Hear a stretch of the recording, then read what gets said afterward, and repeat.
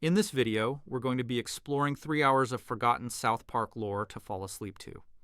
Let's get started with the darkest secrets hiding beneath the quiet mountain town. First up, we got construction paper origins, the spirit of Christmas films, and Comedy Central's Gamble. The most controversial animated series in television history began with 2 crude animated shorts made for friends at Christmas parties. Trey Parker and Matt Stone's journey from film school rebels to animation revolutionaries started in 1992 when they created a crudely animated greeting card that would change comedy forever. Parker and Stone met at the University of Colorado Boulder in the late 1980s, where both were studying film and music. Parker had grown up in Conifer, Colorado, a small mountain town that would later inspire South Park's setting. Stone came from Littleton, another Colorado suburb. The two connected over their shared love of Monty Python, absurdist humor, and musical theater. Their first collaboration came in 1992 with a student film called American History, which combined live action with crude paper cutout animation. The technique they developed for that project would become the foundation for everything that followed. Parker would draw simple characters on construction paper, cut them out with scissors, and photograph them frame by frame using a basic film camera. Each slight movement required a new photograph, making the process incredibly time-consuming. The resulting animation looked cheap and amateurish, which was exactly the point. Parker and Stone wanted their work to look like something a child might create, giving their adult humor an uncomfortable contrast. During the 1992 holiday season, Parker created the first Spirit of Christmas short as a video greeting card. The premise was simple but shocking. 4 children resembling the future South Park, Maine cast watched as Jesus Christ fought Frosty the Snowman in a brutal battle to the death. The violence was cartoonish but graphic, with construction paper blood spraying across the screen. The humor was irreverent and blasphemous, treating religious figures as action movie characters. The entire short ran less than 5 minutes, but it captured something that mainstream animation had never attempted before. Parker distributed the video to friends and classmates on VHS tapes, never imagining it would travel beyond the University of Colorado campus. This was 1992, years before YouTube or widespread internet video sharing existed. VHS bootlegs were the only way for underground content to spread, and spread it did. Copies of the crude animated short traveled from Boulder to film schools across the country, passed along by students who found its combination of childlike visuals and adult content hilarious and shocking.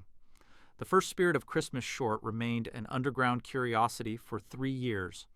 Parker and Stone graduated from the University of Colorado and moved to Los Angeles to pursue careers in entertainment. They created another film called Cannibal the Musical, a low-budget comedy that attracted minor attention in independent film circles. Parker worked various odd jobs in Hollywood while continuing to experiment with animation techniques.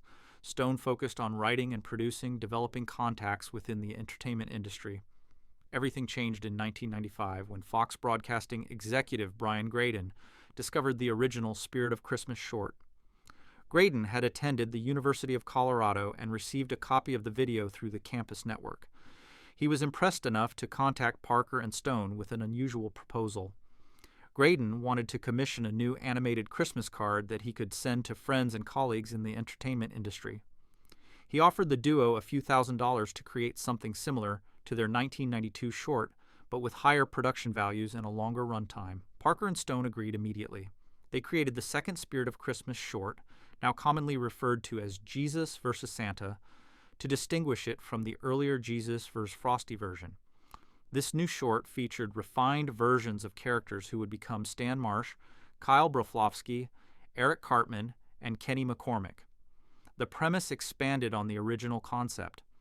The 4 boys discover that both Jesus Christ and Santa Claus have come to South Park, and the 2 icons begin fighting over who truly represents Christmas. The violence escalated beyond the first short, with Santa wielding martial arts moves and Jesus pulling out firearms. The second Spirit of Christmas short also introduced elements that would become essential to South Park's identity.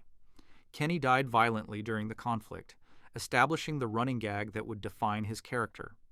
The boys spoke with actual dialogue rather than remaining silent, allowing Parker and Stone to showcase their voice acting abilities. Kyle delivered an earnest speech about the true meaning of Christmas that contrasted sharply with the cartoon violence surrounding it. The short managed to be simultaneously cynical and sincere, crude and thoughtful. Brian Graydon sent the new Spirit of Christmas video to approximately 4,000 people in his Hollywood contact list during the 1995 holiday season. The response was immediate and overwhelming. Industry executives, actors, directors, and producers all received the tape and began making copies to share with their own networks. Within weeks, the short had spread throughout Hollywood, becoming the most talked about piece of underground animation in decades. Comedy Central executives saw the tape and recognized its potential immediately. Doug Herzog, president of Comedy Central at the time, contacted Parker and Stone in early 1996 to discuss developing the short into a television series. The network had been searching for original animated programming to compete with Fox's success with The Simpsons. The spirit of Christmas videos demonstrated that Parker and Stone could create humor that appealed to adults while using animation styles that broadcast standards would actually allow. The construction paper aesthetic, despite its crude appearance, was actually safer for television than more realistic animation would have been. The development process moved quickly. Comedy Central ordered a pilot episode in 1996, giving Parker and Stone a budget of approximately $300,000 to create the first South Park episode. This represented a massive increase from the few $1,000s they had received for the Spirit of Christmas shorts, but it was still remarkably low for television animation. Traditional animated shows cost between $500,000 and $1 million per episode to produce. Parker and Stone would need to find ways to maintain their creative vision while working within severe financial constraints. The pilot episode, titled Cartman Gets an Anal Probe, was written and produced throughout 1996. Parker and Stone made a crucial decision that would define the series' aesthetic. They abandoned actual construction paper cutout animation in favor of computer animation designed to look like construction paper. This hybrid approach allowed them to maintain the crude, handmade visual style while dramatically reducing production time and costs. They partnered with Celluloid Studios, a small animation company that specialized in computer-assisted animation techniques.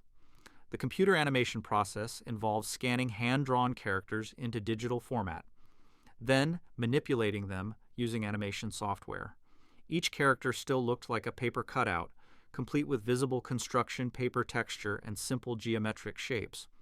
However, animators could now move these digital cutouts much faster than physically photographing real paper would allow. The technique also made it easier to create multiple copies of the same character, essential for crowd scenes and background characters. Parker insisted on maintaining certain elements of authentic construction paper animation, even in the computer-generated version. Characters still moved in the jerky, stop-motion style of the original shorts. Backgrounds featured visible paper grain and imperfect edges. When characters rotated or moved in three-dimensional space, the animation deliberately broke the illusion by showing impossible movements that real paper cutouts might make. This commitment to aesthetic consistency meant that viewers watching the pilot episode could barely distinguish it from the original Spirit of Christmas shorts, despite the completely different production methods. Cartman Gets an Anal Probe established the template that South Park would follow for the next 27 years.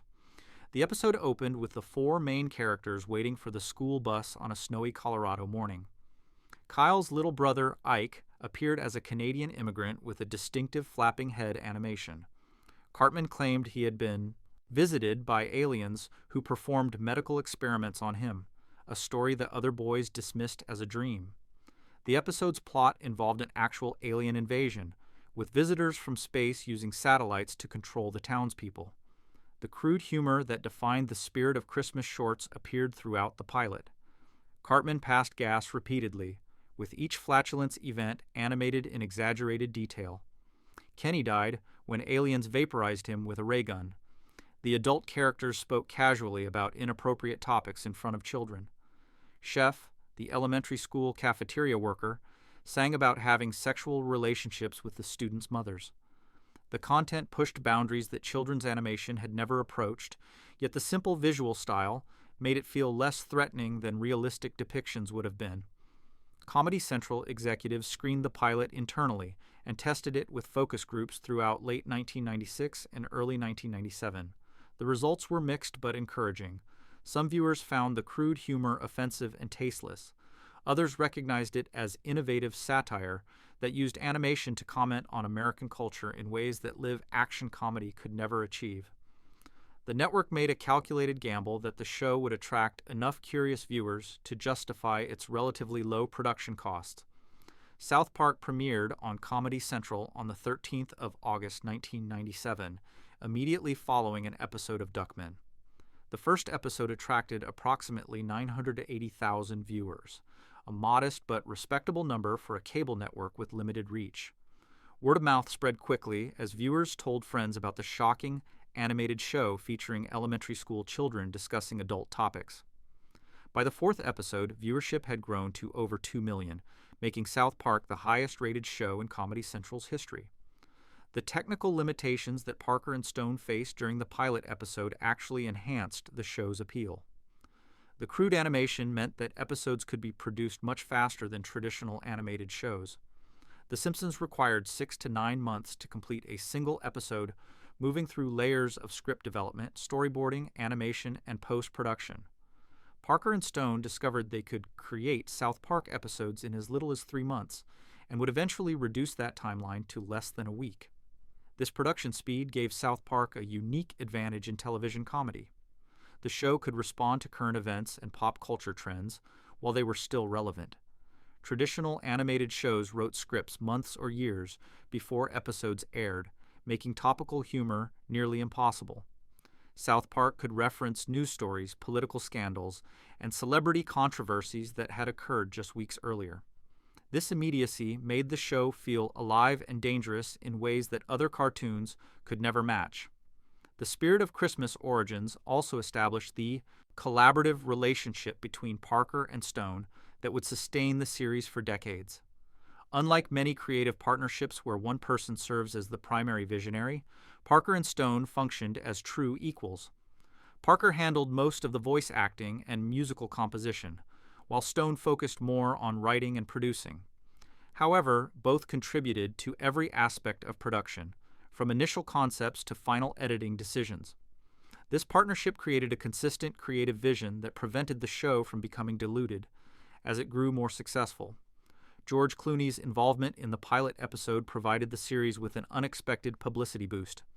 Clooney had seen the Spirit of Christmas shorts and contacted Parker and Stone to express his appreciation for their work. When he learned they were producing a television pilot, he volunteered to provide a voice for the show. Parker and Stone gave him the role of Sparky, Stan's dog, who only barks and makes animal sounds throughout the episode. Clooney's participation gave South Park instant credibility in Hollywood and generated press coverage that helped attract viewers to the premiere. The transition from the Spirit of Christmas shorts to the television series demonstrated Parker and Stone's commitment to maintaining their original vision, despite increased budgets and network oversight. Comedy Central executives suggested numerous changes to make the show more palatable to advertisers and mainstream audiences. They wanted the children to be teenagers rather than elementary school students. They suggested removing Kenny's recurring deaths or making them less graphic. They proposed softening the crude language and sexual content. Parker and Stone refused nearly every suggested change, insisting that the show's power came from its willingness to present uncomfortable material in an innocent-looking package. This stubbornness paid off as South Park became not just a ratings success but a cultural phenomenon. The show's first season attracted mainstream media attention from publications that rarely covered cable television.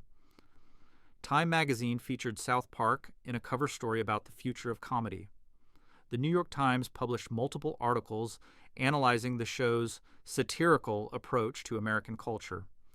Liberal and conservative commentators both praised and condemned the series, often simultaneously, creating controversy that only increased viewership.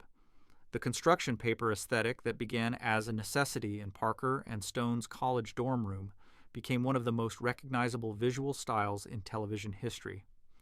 Children could identify South Park characters instantly despite their simple geometric shapes.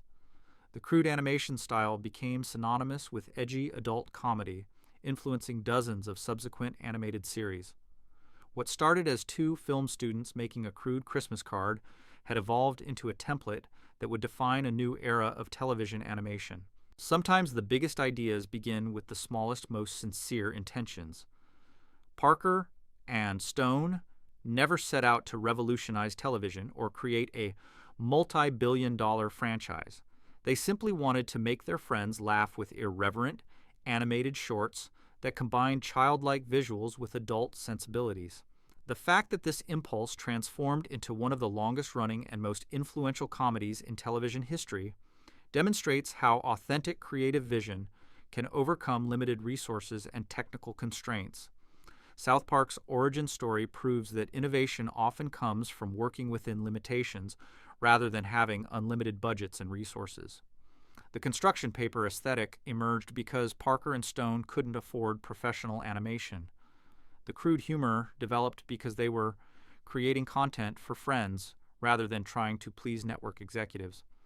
The rapid production schedule that would eventually define the series started because they needed to complete projects quickly with minimal staff. Each limitation became a feature that made South Park unique and impossible to replicate.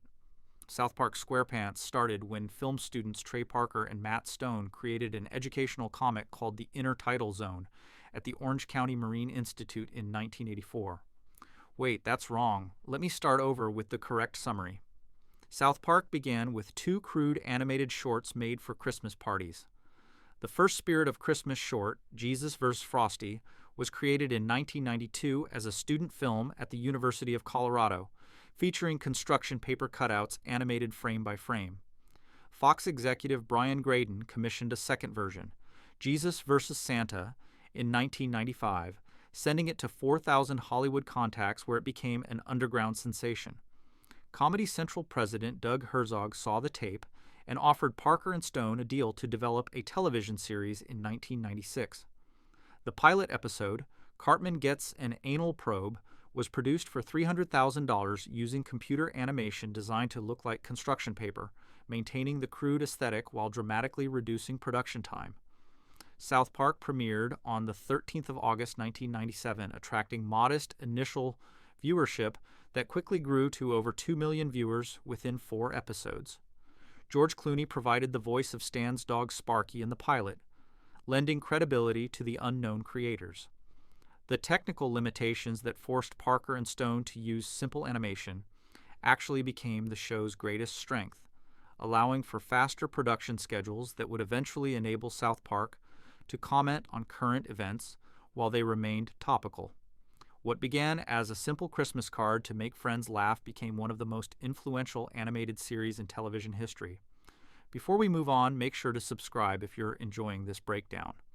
Moving on to mapping the mountain town, addresses, landmarks, and impossible geography. Understanding South Park's world means knowing the specific addresses, strange landmarks, and impossible geography that make this Colorado mountain town feel both familiar and completely absurd. The creators didn't just throw together random mountain locations. They built a comprehensive world with actual street addresses, detailed business layouts, and geography that ranges from perfectly plausible to absolutely nightmarish.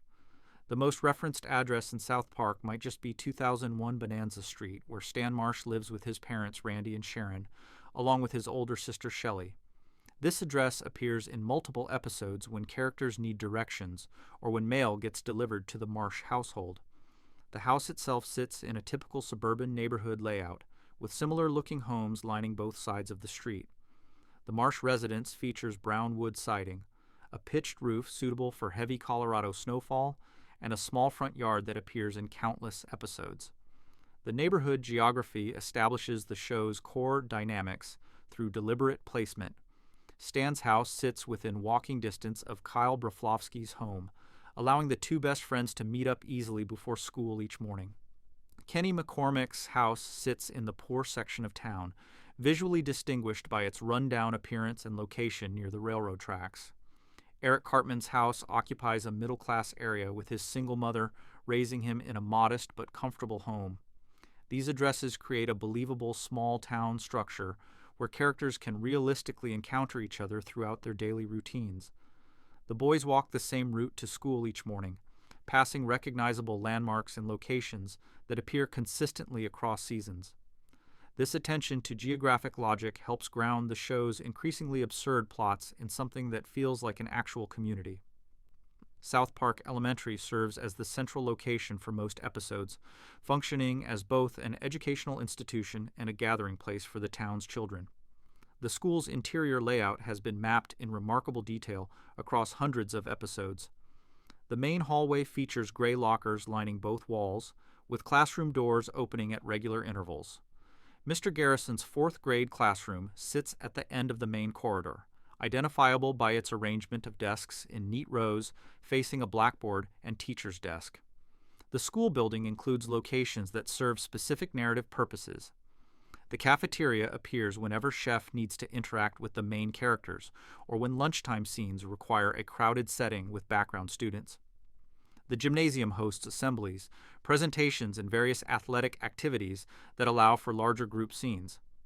Principal Victoria's office serves as the disciplinary location where misbehaving students face consequences for their actions.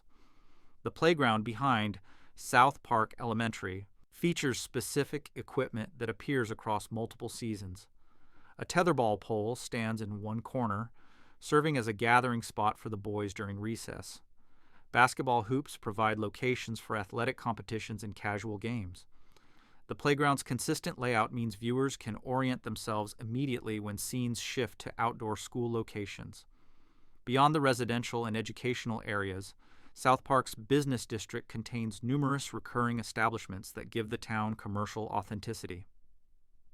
Tom's Rhinoplasty occupied a prominent storefront in early seasons, serving as the plastic surgery clinic run by Tom before various plot developments led to the location's closure. The business represented South Park's approach to satire, placing an absurdly specific medical specialty in a small mountain town where such services would be completely unnecessary. City Walk represents one of the show's most controversial recurring locations, owned and operated by the heavily stereotyped character Tuong Lu Kim. The Chinese restaurant appears in dozens of episodes, serving as both a functional dining establishment and a source of running gags about cultural appropriation and offensive stereotyping. The restaurant's exterior features typical Chinese-American restaurant design elements, including red and gold color schemes and stylized lettering on the signage. The location's significance extends beyond simple background scenery. City Walk serves as a gathering place where adult characters meet for meals and conversations. The restaurant's interior includes booth seating, tables for larger groups, and a counter area where Tuong Lu Kim interacts with customers. Episodes have explored the restaurant's kitchen, storage areas, and even the owner's living quarters above the business, creating a fully realized location with multiple functional spaces. Stark's Pond sits at the edge of town, providing South Park with a natural landmark that appears in episodes requiring outdoor recreational settings. The pond serves multiple narrative functions depending on seasonal needs. During winter episodes, the frozen surface becomes an ice skating location where characters gather for cold weather activities. In warmer seasons, the pond functions as a fishing spot, swimming hole, and general hangout location away from adult supervision. The pond's consistent presence across seasons demonstrates the creator's commitment to maintaining geographic continuity, despite the show's often chaotic plotting. Characters reference Stark's Pond when making plans or describing locations relative to other landmarks. The area surrounding the pond includes wooded sections that provide settings for camping trips, nature exploration, and episodes requiring isolated outdoor locations away from the town's developed areas. Casa Bonita represents South Park's most significant connection to real-world geography. The restaurant actually exists in Lakewood, Colorado. Ayaje, suburb of Denver, located approximately 20 miles from any actual mountain town resembling South Park. The real Casa Bonita features Mexican food, cliff divers performing in an indoor pool, arcade games, and elaborately decorated dining areas designed to resemble a Mexican village. Parker and Stone included the restaurant in the episode Casa Bonita because they had visited it during their Colorado childhoods and remembered it as a magical but also slightly disturbing place. The show's version of Casa Bonita captures the real location's chaotic atmosphere while exaggerating its most memorable elements. The animated restaurant features the same cliff diving performances, the same maze-like interior layout, and the same questionable food quality that defines the actual establishment. What makes this location significant is that Parker and Stone loved Casa Bonita enough to purchase the real restaurant in 2021 when it faced closure during the COVID-19 pandemic. They invested millions of dollars in renovating the property, demonstrating how deeply the location influenced their creative work. The geographic impossibilities in South Park reveal the creators' priorities. The show treats consistency as less important than comedic or narrative needs. Episodes set in desert environments somehow occur in Colorado mountains where deserts don't exist. The town's population fluctuates wildly depending on whether scenes require crowds or intimate gatherings. Travel times between locations compress or expand based on pacing requirements rather than realistic distances. One of the most glaring geographic contradictions involves the town's relationship with Denver. Some episodes treat Denver as hours away, requiring significant travel time and planning for characters to reach the city. Other episodes place Denver close enough that characters can drive there and back within a single scene.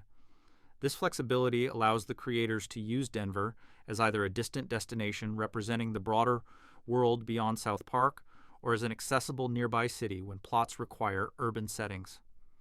The mountains surrounding South Park receive inconsistent treatment across episodes. Some storylines emphasize the town's isolation, depicting it as a remote community cut off from civilization by imposing peaks and limited road access. Other episodes ignore the mountainous setting entirely, showing flat landscapes or easy travel to other locations. The snow coverage varies dramatically between episodes that supposedly occur during the same time period, with some showing deep winter conditions, while others present bare ground and mild weather. This geographic flexibility extends to the town's infrastructure and public spaces. The community center appears when episodes require locations for town meetings or public gatherings. The police station materializes whenever plot developments need law enforcement involvement. City Hall serves as the seat of local government when political storylines require official settings. These locations exist in a state of quantum possibility, appearing when needed and disappearing when not relevant to current narratives. The bar that serves as the primary adult hangout location has operated under different names and ownerships across seasons. The establishment functions as South Park's version of a neighborhood pub where adult male characters gather to drink, watch sports, and discuss town events. The interior features typical bar amenities, including a long wooden bar with stools, booth seating along the walls, pool tables, and televisions mounted in visible locations. Skeeter's Bar and Cocktails served as one incarnation of this location, operated by a character named Skeeter who expressed xenophobic attitudes toward outsiders. The same physical space has appeared as different establishments in other episodes, demonstrating how South Park treats locations as malleable rather than fixed. The creators maintain the functional purpose of having an adult gathering space, while feeling free to rename or reconceptualize it whenever storylines require different ownership or atmosphere. The movie theater in South Park appears in episodes requiring entertainment venue settings. The building features a traditional theater design with a box office, concession stand, and multiple screening rooms. Characters attend movies there for dates, family outings, or simply as background activity. The theater represents small-town entertainment options while also serving as a location where large groups of townspeople can gather for shared experiences. The community's religious institutions reflect its small-town Colorado setting. A Christian church serves as the primary place of worship, featuring traditional architectural elements including a steeple, cross, and sanctuary with rows of pews. Father Maxey leads the congregation, delivering sermons that often comment on the episode's thematic concerns. The church appears most prominently during holiday episodes or when storylines involve moral or spiritual questions. Temple Beth Shalom provides the Jewish community's place of worship, most relevant for Kyle Broflovsky's family. The synagogue appears less frequently than the Christian church, reflecting the town's demographic makeup.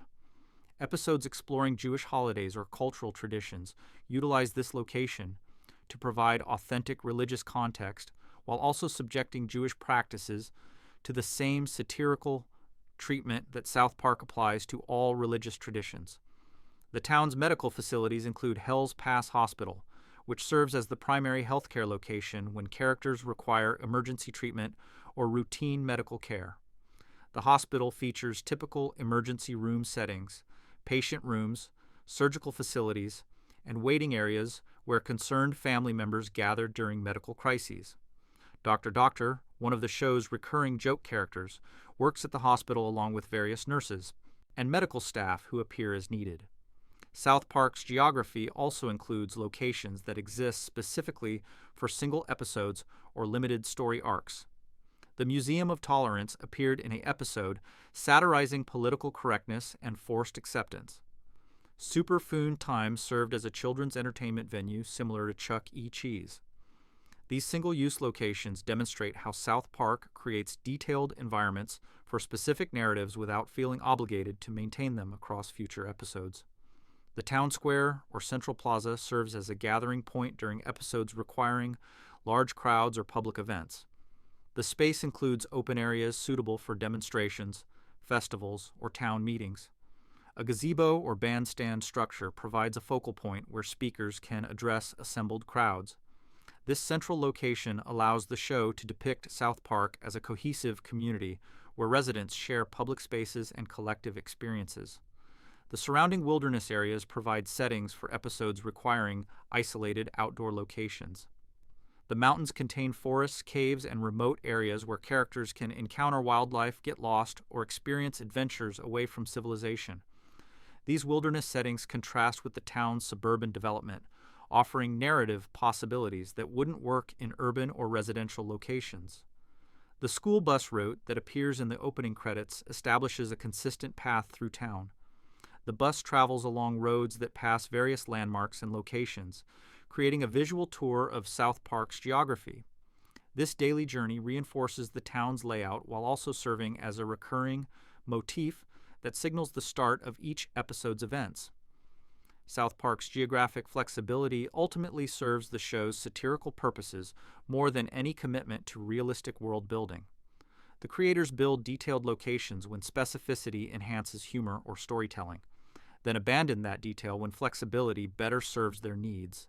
This approach allows South Park to function simultaneously as a believable small town and as an impossible cartoon space where any location can materialize as needed. The attention to certain details like street addresses and business names creates authenticity that grounds even the most absurd storylines. When characters reference 2001 Bonanza Street or plan to meet at Stark's Pond, these specific geographic markers make the fictional town feel real and navigable. The fact that other geographic elements contradict basic logic or shift between episodes doesn't diminish this sense of place. South Park exists as a cartoon world that follows cartoon rules while maintaining enough consistency to feel like an actual community. The real-world influences on South Park's geography reveal Parker and Stone's Colorado roots. The show captures the authentic feel of small mountain towns, where everyone knows each other, where limited entertainment options mean the same locations serve multiple purposes, and where isolation from larger cities creates distinct local cultures. The specific businesses, landmarks, and neighborhood layouts reflect actual Colorado geography, even when the show exaggerates or distorts these elements for comedic effect. South Park's world building through geography demonstrates how animation can create fully realized fictional spaces without the budget constraints that limit live-action productions. The creators can depict elaborate locations like Casa Bonita's interior or the town's surrounding mountains without worrying about construction costs or location scouting. This freedom allows South Park to build a comprehensive geographic world that serves its storytelling needs while remaining visually consistent with its crude animation aesthetic. South Park features detailed geography with specific addresses and recurring locations that create a believable small-town structure. Stan Marsh lives at 2001 Bonanza Street in a typical suburban neighborhood, with Kyle, Kenny, and Cartman's homes positioned to reflect their economic and social relationships. South Park Elementary serves as the central location with a detailed interior, including Mr. Garrison's classroom, the cafeteria where Chef works, and the playground with consistent equipment placement. The business district includes Tom's Rhinoplasty Plastic Surgery Clinic, City Walk Chinese Restaurant, and various bars that serve as adult gathering spaces. Stark's Pond provides a natural landmark for outdoor activities across seasons. Casa Bonita represents the show's most significant real-world connection, depicting an actual Lakewood, Colorado restaurant that Parker and Stone loved enough to purchase in 2021 when it faced closure. The show's geography contains deliberate impossibilities, with dessert episodes occurring in mountain settings, inconsistent travel times to Denver, and locations that appear or disappear based on narrative needs rather than realistic consistency. This flexible approach allows South Park to function as both a believable community with recognizable landmarks and an impossible cartoon space where geographic logic bends to serve satirical purposes. Before we move on, make sure to subscribe if you're enjoying this breakdown. Moving on to Chef's many voices, Isaac Hayes, Scientology, and the character's controversial exit. Few South Park characters have sparked as much real-world controversy and creative fallout as Chef, the school cafeteria cook whose departure from the show became one of television's most bitter celebrity feuds. Jerome McElroy, known simply as Chef to everyone in South Park, served as the voice of reason and unlikely mentor to the main characters for nearly a decade before his exit created wounds that never fully healed. Isaac Hayes brought Chef to life starting with the pilot episode in 1997, lending his distinctive deep baritone voice and legendary status as a soul music icon to the animated character. Hayes had achieved fame in the 1970s with his Academy Award-winning theme from Shaft, establishing himself as one of the most recognizable voices in American music. His involvement gave South Park instant credibility with older audiences who remembered his contributions to soul and funk music. Chef's character functioned as an unusual combination of genuine wisdom and absurd sexual obsession. When the boys encountered problems they couldn't solve or questions their parents wouldn't answer, honestly, they turned to Chef for guidance. He would listen to their concerns with patience and understanding, then offer advice that actually helped them navigate their difficulties.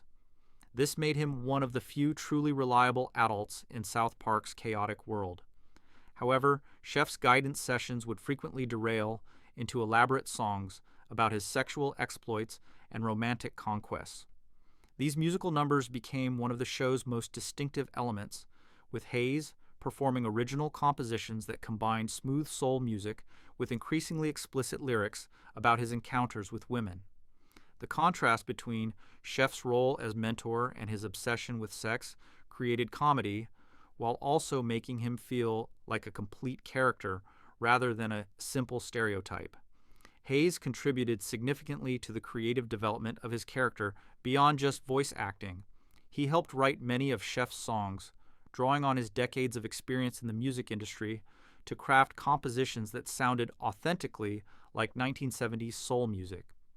His musical credibility meant that Chef's songs worked as both parody and genuine entertainment, appealing to viewers who appreciated well-crafted music regardless of the humorous lyrics. The character appeared in the majority of South Park's first 9 seasons, becoming as essential to the show's identity as the 4 main boys. Chef provided a bridge between the children's perspective and the adult world, explaining topics ranging from sex education to racism to political hypocrisy. His presence allowed Parker and Stone to explore mature themes while maintaining the show's focus on childhood experiences and perspectives. Chef's importance to South Park's early success cannot be overstated. Hayes was a legitimate celebrity who lent his talents to what was initially seen as a crude cartoon that might not survive its first season. His willingness to embrace the show's irreverent humor and perform songs with explicit sexual content signaled to other celebrities that South Park was worth taking seriously despite its juvenile appearance. The relationship between Hayes and the show began deteriorating around 2005 when South Park aired the episode Trapped in the Closet, a satirical examination of Scientology beliefs and practices. The episode depicted the religion's origin story, presented Tom Cruise and John Travolta as closeted individuals in denial about their sexuality, and mocked various Scientology doctrines. Hayes, a devoted Scientologist since 1993, found the episode deeply offensive to his religious beliefs. The situation grew more complicated because Hayes had never previously objected to South Park's treatment of other religions.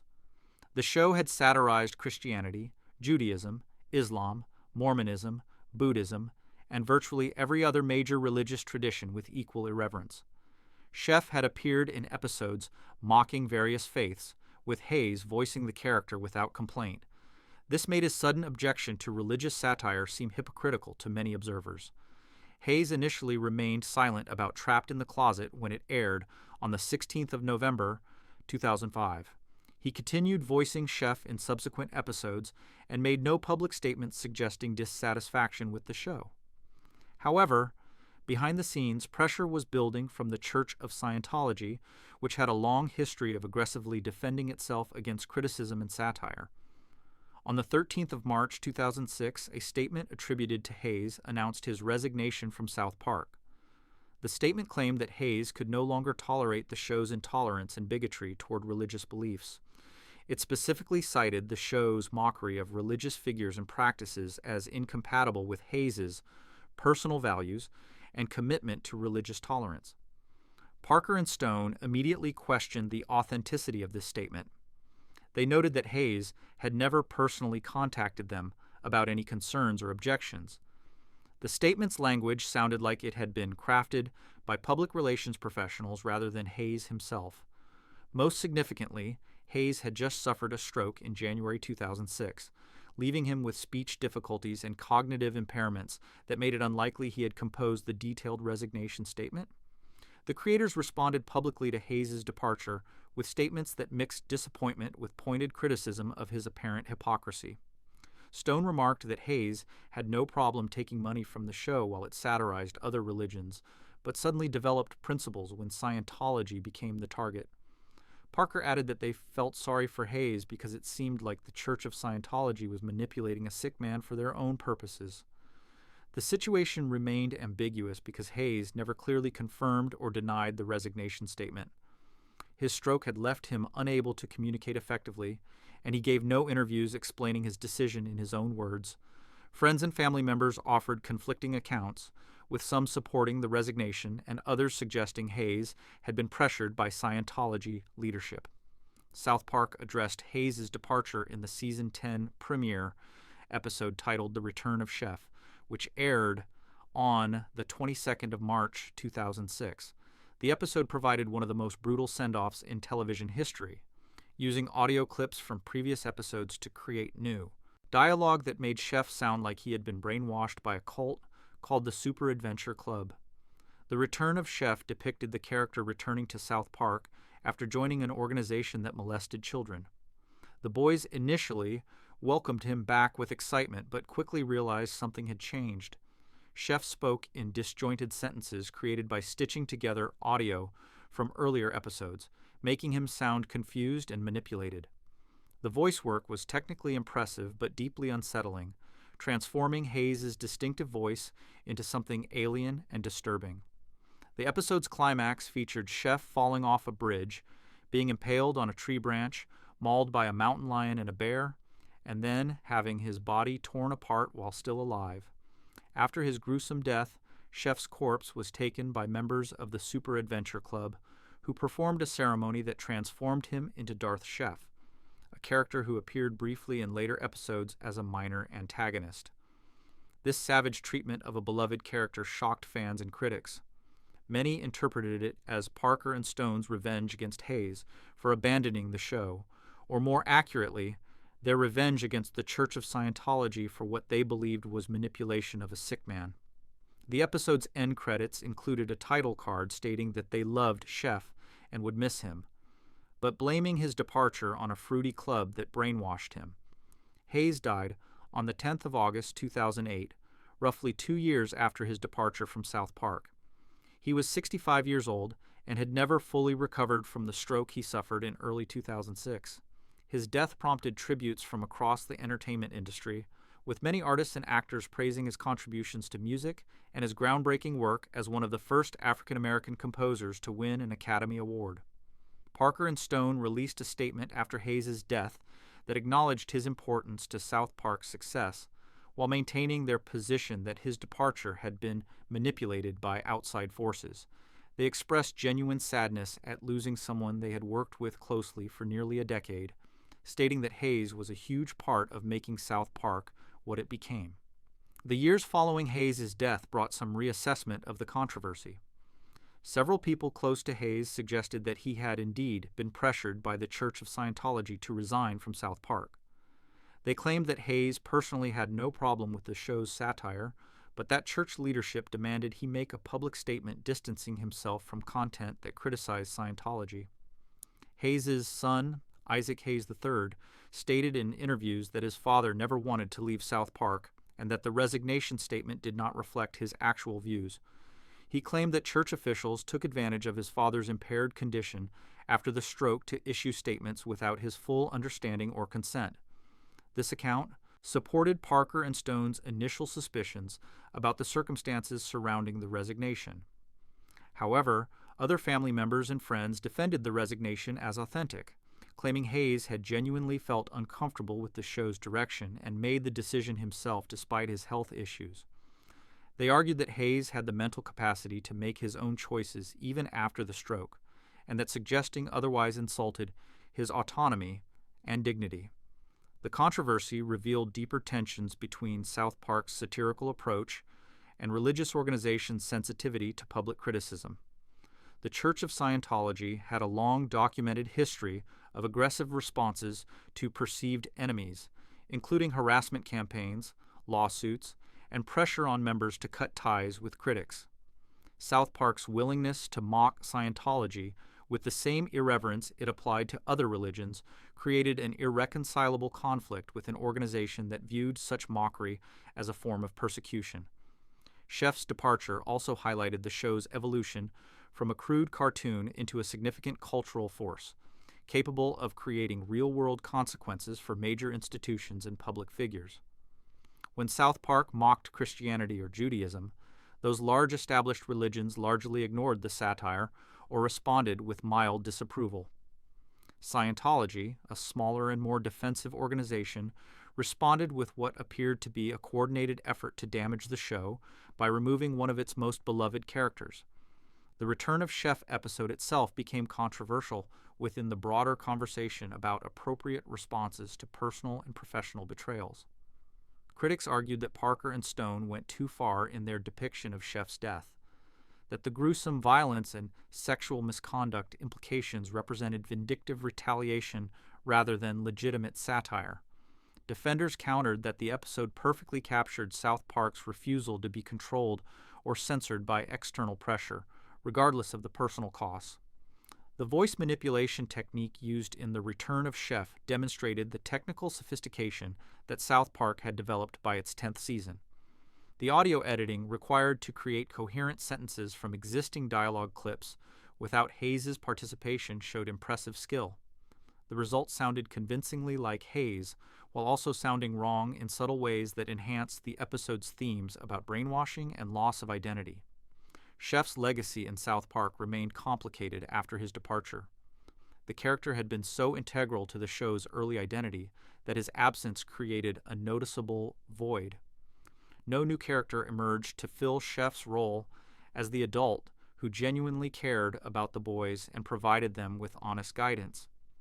This shift arguably made South Park a darker and more cynical show, as the children lost their most reliable source of adult wisdom and support. Later episodes occasionally referenced Chef in ways that suggested continued affection for the character, despite the bitter circumstances of Hayes' departure. The boys would mention missing him or recall advice he had given them. These references treated Chef as a genuinely beloved figure whose loss diminished their world, separating the character from the real-world controversies surrounding the actor. The situation also demonstrated the risks of building a television series around celebrity voice talent. Unlike animation that uses professional voice actors who can be replaced if necessary, South Park had made Chef inseparable from Isaac Hayes' distinctive voice and personality. When that relationship ended, the character had to die because no substitute could replicate what Hayes brought to the role. The Chef controversy influenced how South Park approached celebrity involvement in subsequent seasons. The show became more cautious about creating characters that depended on specific celebrity voices, instead focusing on characters that could be voiced by Parker, Stone, or their regular cast of voice actors. This protected the show from future situations where losing a celebrity performer would require writing out an essential character. The broader entertainment industry watched the Chef situation closely, as an example of how celebrity relationships with animated shows could deteriorate when personal beliefs conflicted with creative content. The controversy raised questions about whether actors have the right to object to content they find offensive, even after agreeing to work on satirical projects, and whether creators have obligations to respect performers' religious or political sensitivities. Chef's story ultimately represents one of South Park's most significant real-world impacts. A fictional character's departure created genuine controversy that involved religious organizations, celebrity rights, medical ethics, and the boundaries of satirical speech. The fact that the situation remained unresolved at the time of Hayes' death, with conflicting accounts and no definitive explanation, made it a permanent part of South Park's complicated legacy. Chef's controversial exit revealed tensions between satirical freedom and religious sensitivity that continue influencing South Park's approach to controversial topics. Isaac Hayes voiced Chef from the 1997 pilot through 2005, providing his legendary soul music voice to the school cafeteria cook who served as both mentor and comic relief. Hayes had never objected to the show's mockery of other religions, participating in episodes that satirized Christianity, Judaism, and various faiths. However, after the November 16, 2005 episode, Trapped in the Closet satirized Scientology, Hayes, a devoted Scientologist since 1993, issued a resignation statement on March 13, 2006.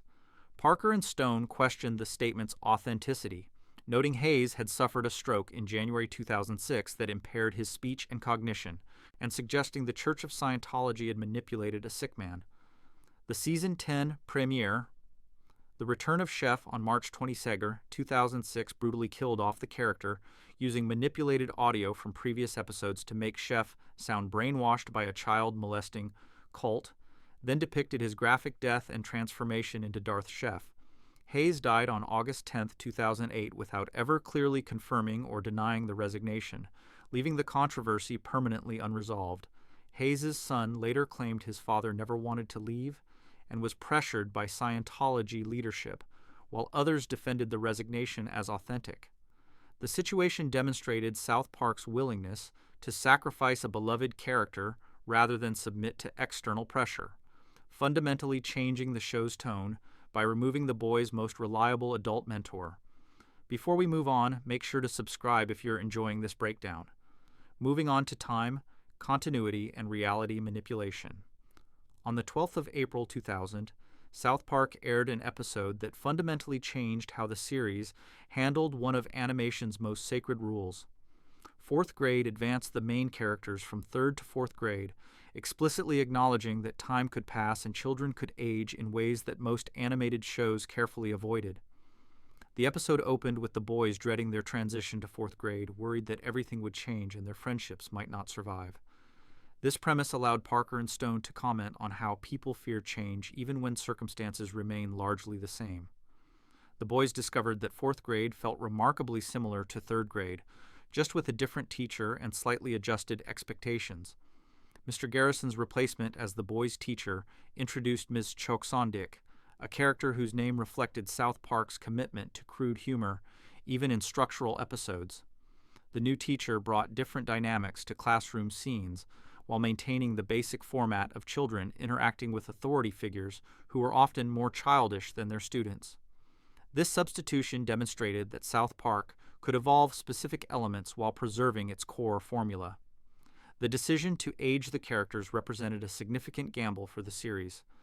Most successful animated comedies maintained static ages to preserve their basic dynamics and avoid the complications of characters growing up. The Simpsons had kept Bart Simpson in fourth grade since 1989, treating each episode as occurring in a perpetual present where characters never aged, despite decades passing in the real world. South Park's approach to time became more flexible after the fourth grade transition. The show established that its characters could age when narratively convenient, but would remain fundamentally children whose perspectives and concerns matched their elementary school status. This created a floating timeline where the boys stayed roughly the same age across seasons while the world around them evolved to reflect contemporary culture and technology. Episodes in later seasons would reference current events, recent technology, and contemporary political situations, despite the characters remaining in elementary school. The boys used smartphones and social media in episodes airing in the 2010s, even though their ages would have placed their childhoods in an earlier era if time progressed realistically. This allowed South Park to maintain its relevance and topical humor without being constrained by consistent chronology. The Go God Go two-part episode from Season 10 took the show's timeline manipulation to an extreme by sending Cartman 500 years into the future. The episodes aired on the 1st and 8th of November 2006 using science fiction, time travel to explore themes about religion, atheism, and human nature. Cartman froze himself to avoid waiting for the release of the Nintendo Wii gaming console, then woke up in a future where atheism had become the dominant worldview, but had fragmented into warring factions as dogmatic as any religion. The future depicted in Go, God, Go featured advanced technology, evolved otters with human intelligence, and a society that had supposedly moved beyond superstition and religious thinking. However, the atheist factions fought brutal wars over trivial doctrinal differences, demonstrating Parker and Stone's thesis that humans would find reasons for conflict regardless of whether religion existed. The episodes used time travel not just for science fiction adventure, but to make sophisticated arguments about the nature of human tribalism and ideological thinking. Cartman's journey to the future and back established that South Park's reality could accommodate literally any narrative device when it served the creators' satirical purposes. If they wanted to comment on atheism and religious conflict, they would simply send a character 500 years forward in time. The show's crude animation style and established reputation for absurdity meant audiences accepted these reality-bending premises without demanding logical consistency. The pandemic special that aired on the 30th of September 2020 represented South Park's most significant engagement with real-time current events and explicit timeline placement. The hour-long special directly addressed the COVID-19 pandemic that had dominated 2020, placing the characters in quarantine situations and mask-wearing scenarios that reflected actual viewer experiences during that year. This special demonstrated how South Park's flexible production schedule allowed for unprecedented responsiveness to current events. Parker and Stone created the entire hour-long special in approximately 2 weeks, completing it just days before broadcast. Traditional animated shows working on rigid production schedules could never achieve such immediacy, making South Park uniquely positioned to comment on unfolding events while they remained culturally relevant. The pandemic special treated the COVID-19 pandemic as a genuine disruption to South Park's normal reality rather than a temporary plot device. The special showed the town's residents dealing with lockdowns, social distancing, economic disruption, and the psychological toll of isolation. This grounded approach contrasted with the show's usual fantastical elements, demonstrating that South Park could address serious real-world crises with relative sincerity when the situation demanded it. The special's plot involved Randy Marsh's marijuana farm becoming economically essential during lockdown, Stan's depression over missing normal life, and Cartman's happiness with remote learning that allowed him to avoid school. These storylines captured genuine aspects of pandemic life while maintaining South Park's satirical edge and willingness to find humor in tragedy. Characters in South Park never physically age despite the passage of years in the real world. The boys looked essentially identical in 2023 as they did in 1997, maintaining the same simple character designs and voices. This static appearance created an interesting contrast with their evolving cultural references and technological sophistication. The boys used rotary phones in early episodes but accessed social media and streaming services in later seasons, all while remaining visually and biologically unchanged. Technology's evolution in South Park's world provides the clearest evidence of the show's floating timeline approach. Early episodes depicted a world of VHS tapes, dial-up internet, and primitive mobile phones. Later episodes featured smartphones, high-speed internet, social media platforms, and contemporary technology without acknowledging the contradiction. The show treats each episode as occurring in the present moment of its broadcast, regardless of how that present relates to previous episodes' technological context. The You're Getting Old two-part episode from Season 15 experimented with genuine character, aging, and development in ways that temporarily disrupted the show's formula. The episodes aired on the 8th and 15th of June 2011, depicting Stan's 10th birthday and subsequent depression as he began perceiving everything as literally shit. The episodes explored themes of aging, cynicism, and the loss of childhood innocence with unusual emotional depth. You're Getting Old culminated in Randy and Sharon Marsh's separation and divorce, suggesting permanent changes to the show's status quo. Stan moved to a different house with his mother, while Randy remained in the original Marsh family home. The episode ended on a genuinely melancholic note, with Stan unable to enjoy anything and his parents' marriage apparently over. This dramatic shift shocked fans who had never seen South Park attempt such permanent character development. The summer hiatus between seasons left viewers genuinely uncertain whether the show would maintain these changes or reset to its familiar status quo. When Season 15 resumed, the show immediately walked back most of the dramatic developments, reuniting Stan's parents and restoring Stan's ability to enjoy life. The You're Getting Old experiment demonstrated both the appeal and the limitations of allowing South Park's characters to genuinely age and change. The emotional resonance of Stan's depression and his parents' divorce created compelling drama that showed Parker and Stone's capabilities as serious storytellers.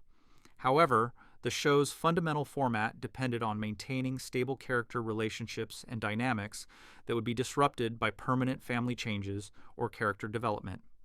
The Imagination Land trilogy from Season 11 pushed South Park's reality manipulation into explicitly surreal territory. The three-part story aired across October and November 2007, depicting the boys discovering a magical realm where every imaginary character and fictional creation existed as a real entity.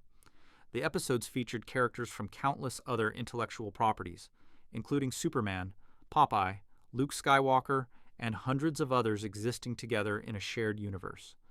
Imagination Land raised philosophical questions about the nature of reality and imagination that South Park rarely addressed so directly.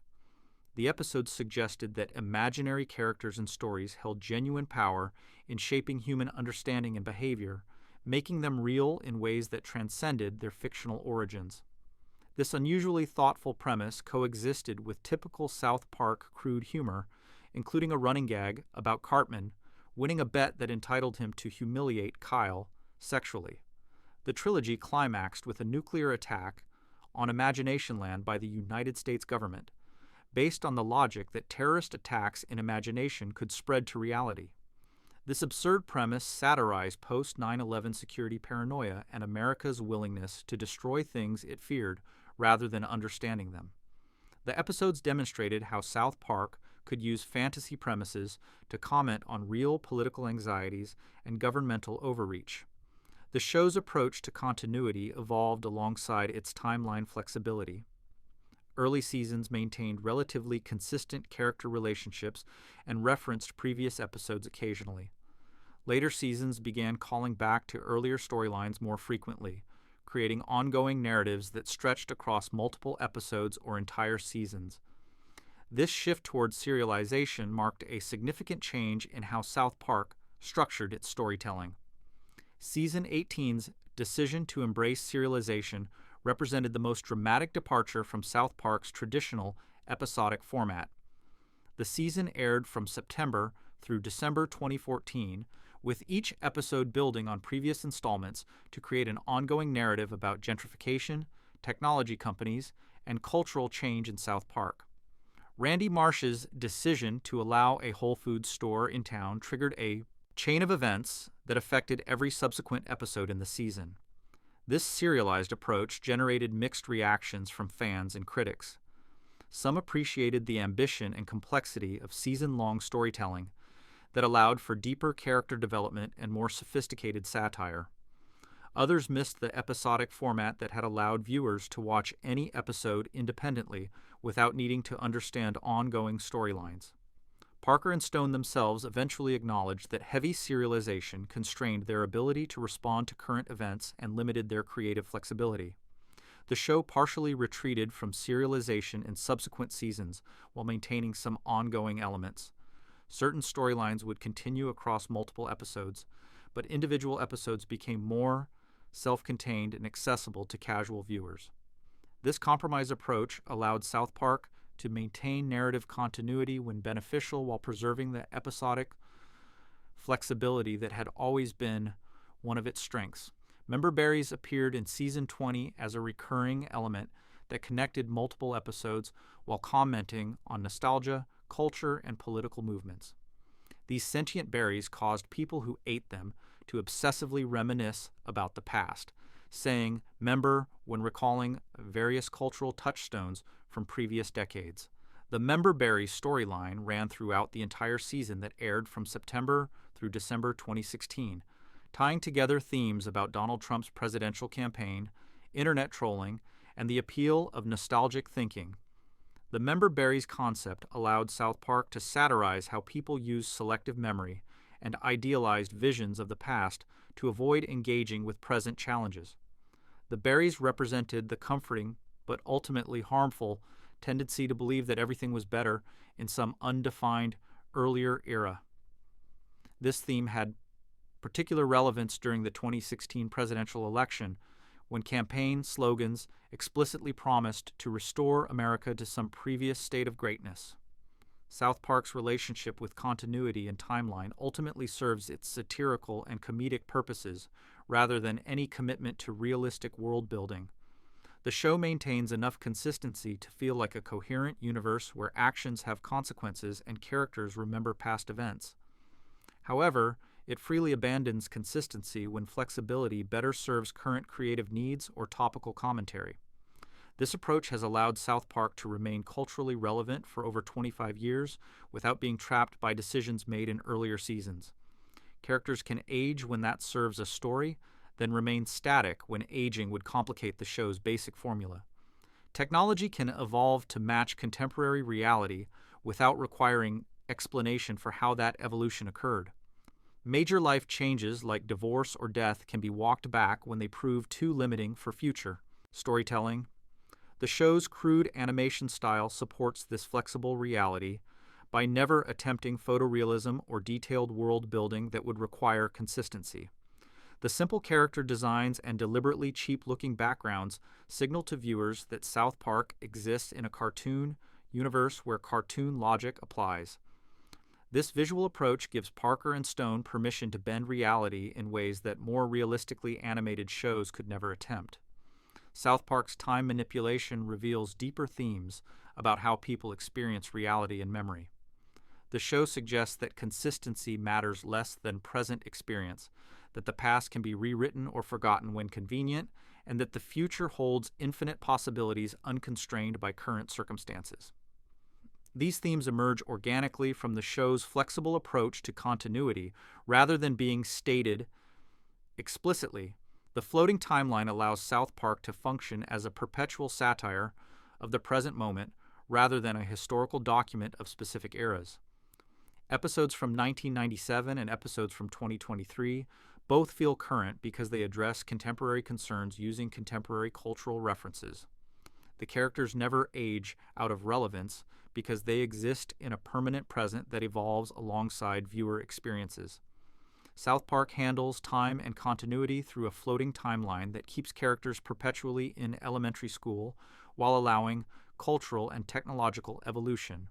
The April 12, 2000 episode 4th Grade explicitly aged characters from 3rd to 4th grade, establishing that time could pass when convenient. However, subsequent seasons maintained the boys at roughly the same age across decades while updating their world to reflect current technology and culture. The November 1st and 8, 2006 Go God Go episodes sent Cartman 500 years into the future to satirize atheism and religious thinking. The September 30th 20 pandemic special directly addressed COVID-19 with unprecedented immediacy, completing production in approximately 2 weeks. The June 8th and 15, 2011 You're Getting Old episodes temporarily aged Stan and divorced his parents before walking back these changes. The Imagination Land trilogy from October-November 2007 pushed reality manipulation into surreal territory by depicting a realm where all fictional characters exist. Season 18 in 2014 experimented with full serialization before retreating to modified episodic format. This flexible approach to continuity serves South Park's satirical purposes by allowing topical commentary without being constrained by consistent chronology or realistic aging. Before we move on, make sure to subscribe if you're enjoying this breakdown. Moving on to Terrence and Phillip, Canada, and meta-comedy. Terrence and Phillip represent South Park's most brilliant piece of meta-commentary, a show within the show designed to function as both entertainment for the characters and deliberate provocation for the audience. These two Canadian comedians appear throughout South Park's run as the boys' favorite television program, performing crude flatulence-based humor that mirrors and exaggerates the very elements critics used to condemn South Park itself. The characters first appeared in the Season 1 episode Death, which aired on the 17th of September 1997, just weeks after South Park's premiere. Terrence and Phillip were introduced as the stars of a television show that the boys watched obsessively despite its reputation for lowbrow humor. The animated duo performed comedy routines consisting almost entirely of fart jokes, offensive language, and slapstick violence, presented with animation even cruder than South Park's already simplified style. Parker and Stone created Terrence and Phillip as a direct response to early criticism of South Park. Media commentators had condemned the show as juvenile, tasteless, and representative of declining standards in television comedy. Rather than defending their work or attempting to prove its sophistication, Parker and Stone doubled down by creating characters whose entire purpose was to embody every criticism leveled at South Park while still being entertaining enough to justify the boys' devotion. The Terrence and Phillip show featured animation that made South Park look like Disney by comparison.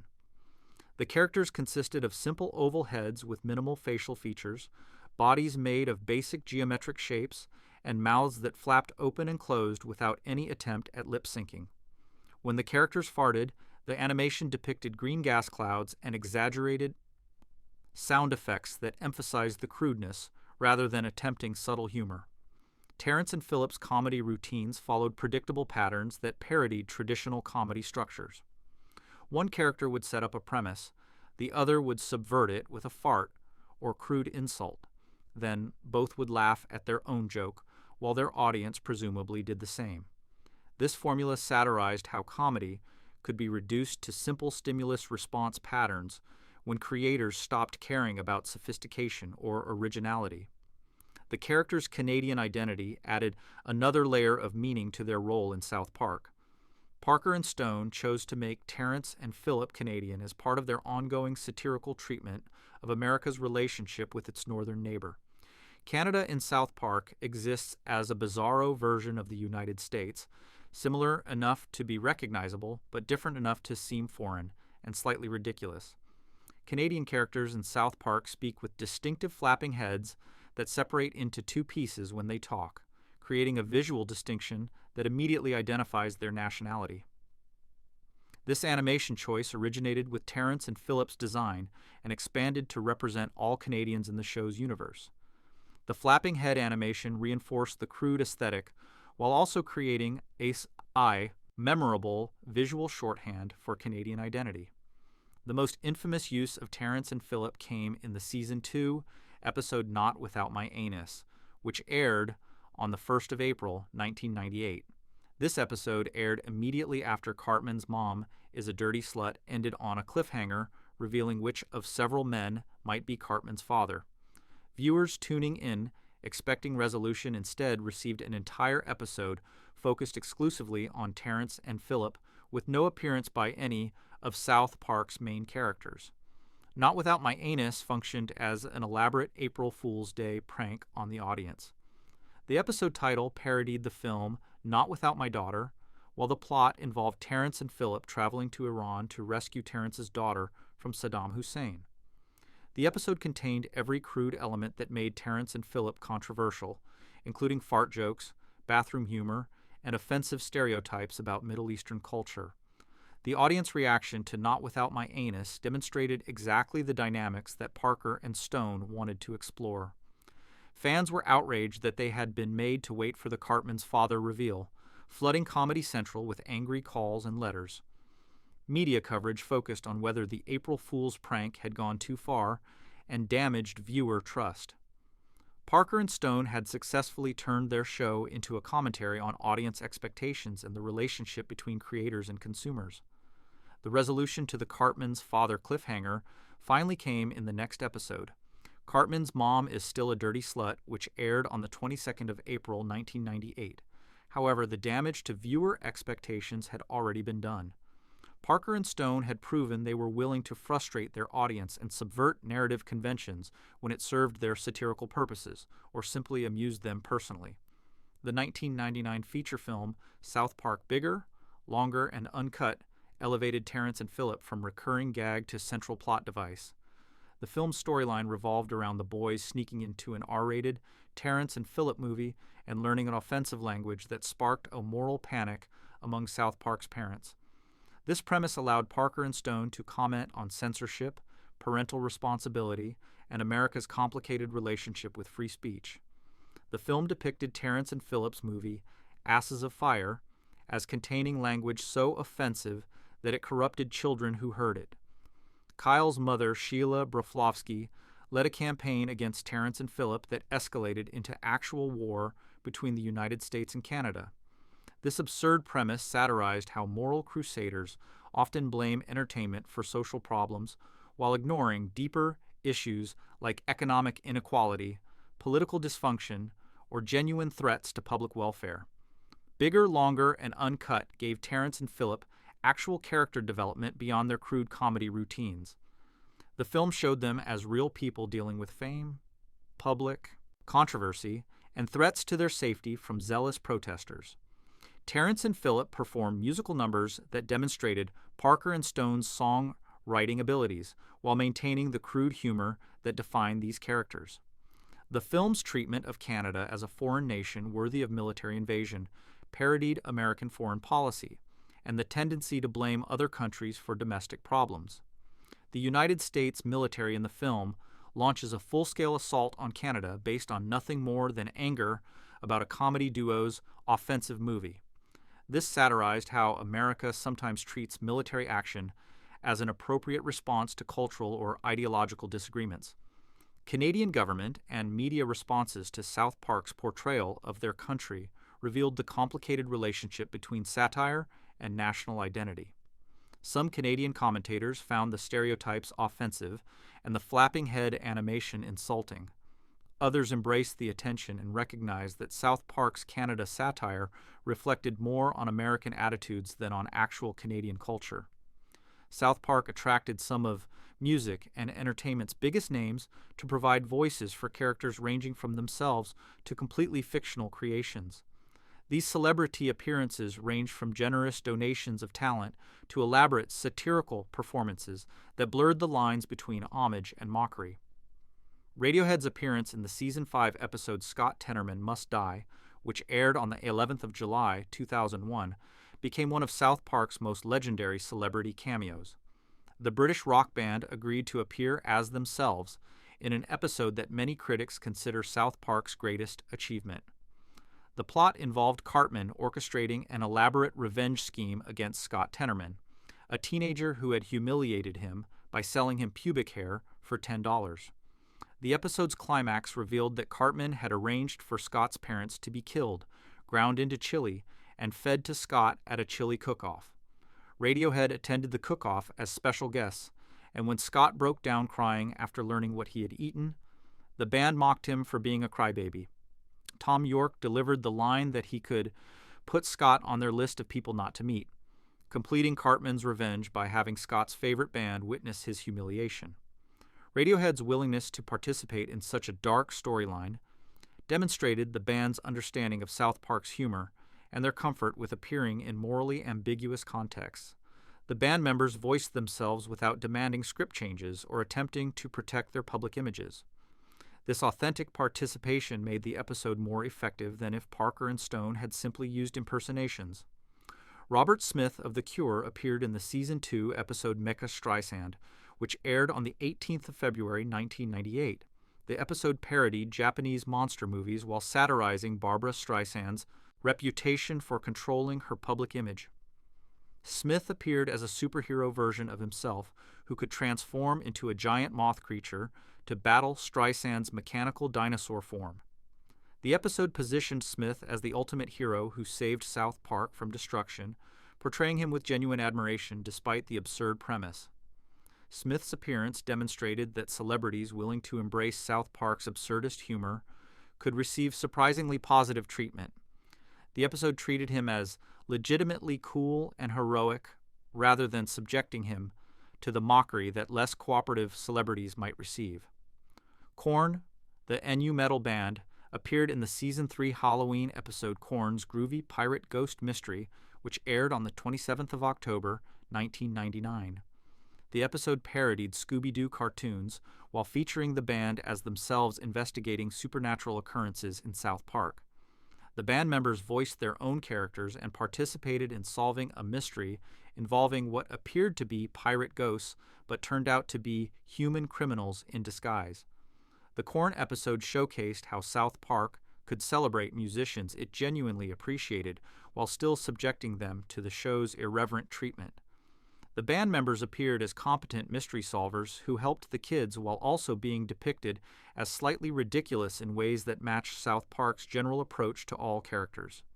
This balance made the episode feel like collaboration rather than mockery.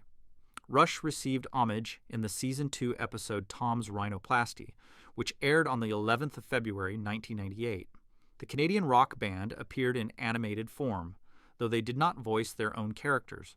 The episode featured the band members as judges at a talent show, providing prestige to the competition, while also reinforcing South Park's ongoing jokes about Canadian culture and celebrities.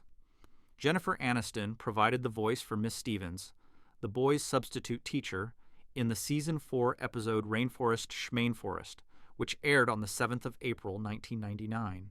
Aniston's appearance came during the height of Friends' popularity, making her one of the biggest television stars in the world. She voiced a choir teacher who took the children on a disastrous field trip to the Costa Rican rainforest. The episode allowed Aniston to play against her friend's image by voicing a character who became increasingly unhinged as the rainforest trip went wrong. Miss Stevens evolved from an idealistic environmental educator to a desperate survivor, willing to abandon her principles for safety and comfort. Aniston's performance demonstrated range beyond her sitcom work while participating in South Park's environmental satire. George Clooney's involvement with South Park extended beyond his role as Sparky the dog in the pilot episode. Clooney also voiced Stan's gay dog Sparky in the first season episode Big Gay Al's Big Gay Boat Ride, which aired on the 3rd of September, 1997. His willingness to provide dog barks and whimpers for these episodes showed genuine appreciation for Parker and Stone's work, rather than A-list condescension toward a new animated show. Clooney's participation gave South Park credibility during its first season when the show's longevity remained uncertain. His involvement signaled to other celebrities and industry insiders that South Park represented legitimate entertainment worth supporting, rather than a crude novelty that would quickly disappear. This early celebrity endorsement helped establish South Park's reputation and attract additional guest stars. Celebrities playing themselves in South Park faced different challenges than those voicing fictional characters. When famous people appeared as animated versions of themselves, they had to accept that South Park might satirize their public personas, expose their insecurities, or place them in embarrassing situations. The show's treatment of celebrity selves ranged from gentle ribbing to savage mockery, depending on how the celebrity had behaved toward the show, or whether Parker and Stone had particular opinions about them. The distinction between willing and unwilling celebrity appearances created interesting legal and ethical questions. South Park frequently depicted celebrities who had not given permission for their likenesses to appear. These unauthorized appearances were protected as parody and satire under First Amendment principles, but they created hostile relationships between the show and certain public figures who felt their images had been used inappropriately. Barbra Streisand became one of South Park's most frequent unwilling celebrity targets, after Mecha Streisand depicted her as a destructive monster, obsessed with control and power. Later episodes continued mocking Streisand's reputation for litigiousness and her attempts to control her public image. The show's willingness to repeatedly antagonize a powerful entertainment figure demonstrated Parker and Stone's commitment to creative freedom over industry politics. Tom Cruise received particularly harsh treatment in multiple South Park episodes, most notably Trapped in the Closet, which satirized Scientology and depicted Cruise hiding in a closet and refusing to come out. The episode functioned on multiple levels, mocking both Scientology's beliefs and Cruise's rumored sexuality, while using the literal closet as a metaphor for denial and secrecy. Cruise reportedly pressured Paramount to prevent the episode's rebroadcast, though these efforts ultimately failed.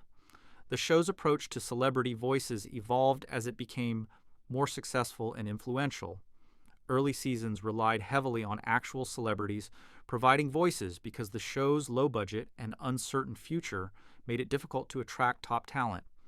As South Park became an established hit, Parker and Stone gained more confidence in their own voice acting abilities and relied less on celebrity guests. Parker and Stone voice. The vast majority of South Park's characters themselves, using various accents and vocal techniques to create distinct personalities.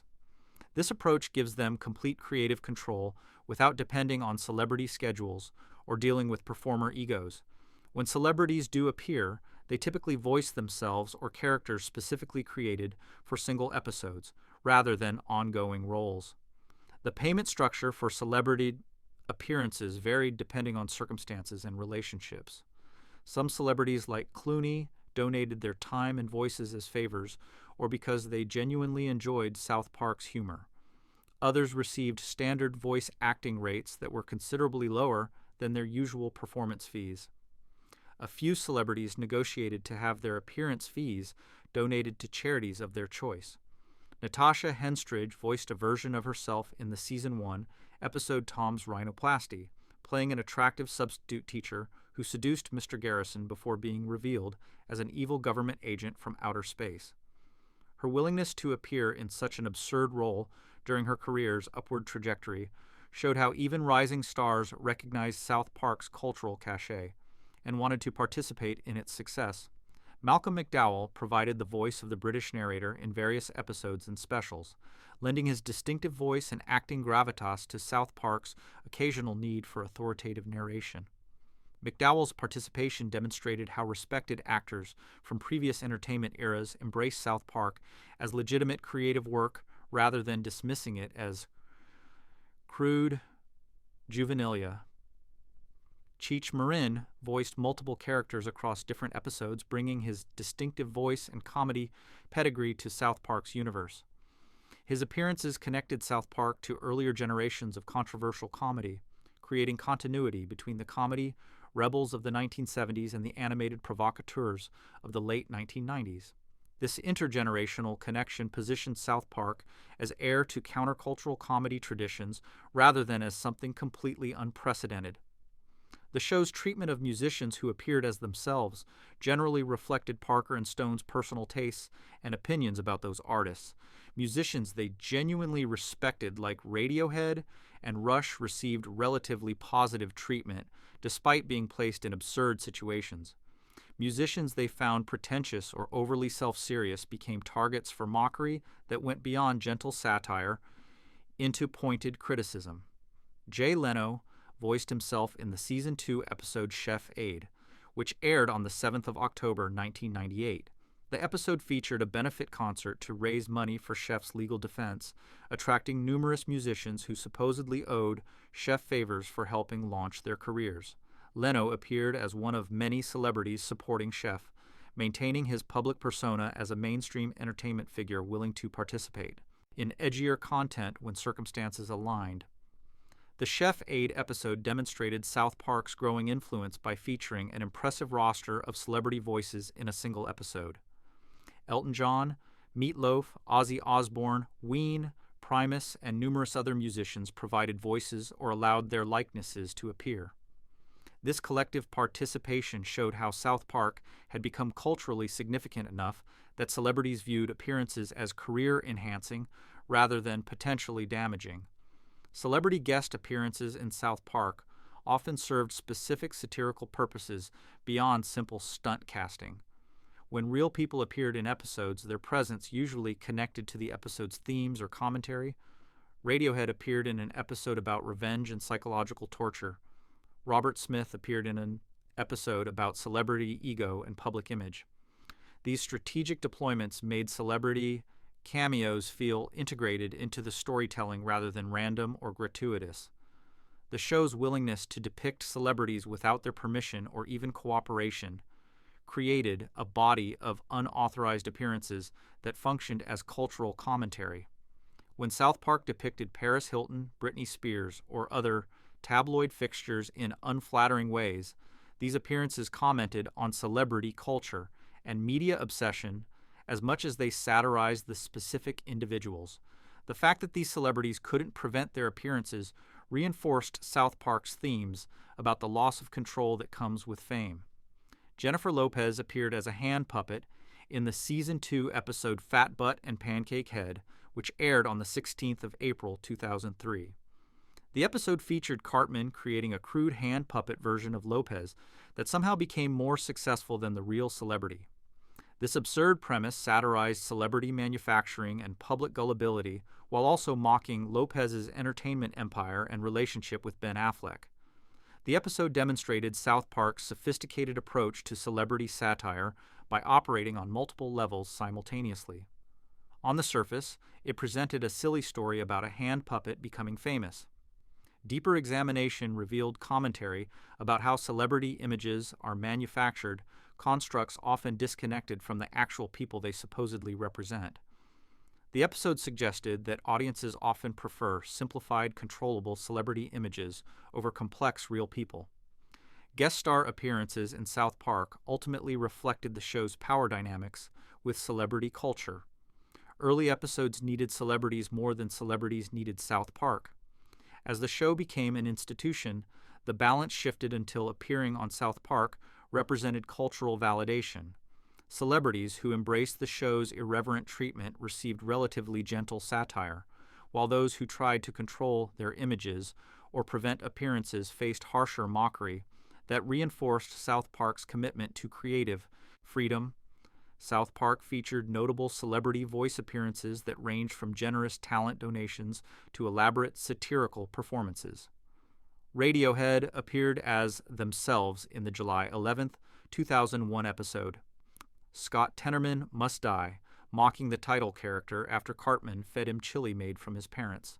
Robert Smith of The Cure transformed into a giant moth hero to save South Park from Barbra Streisand's mechanical dinosaur in Mecha Streisand on February 18, 1998.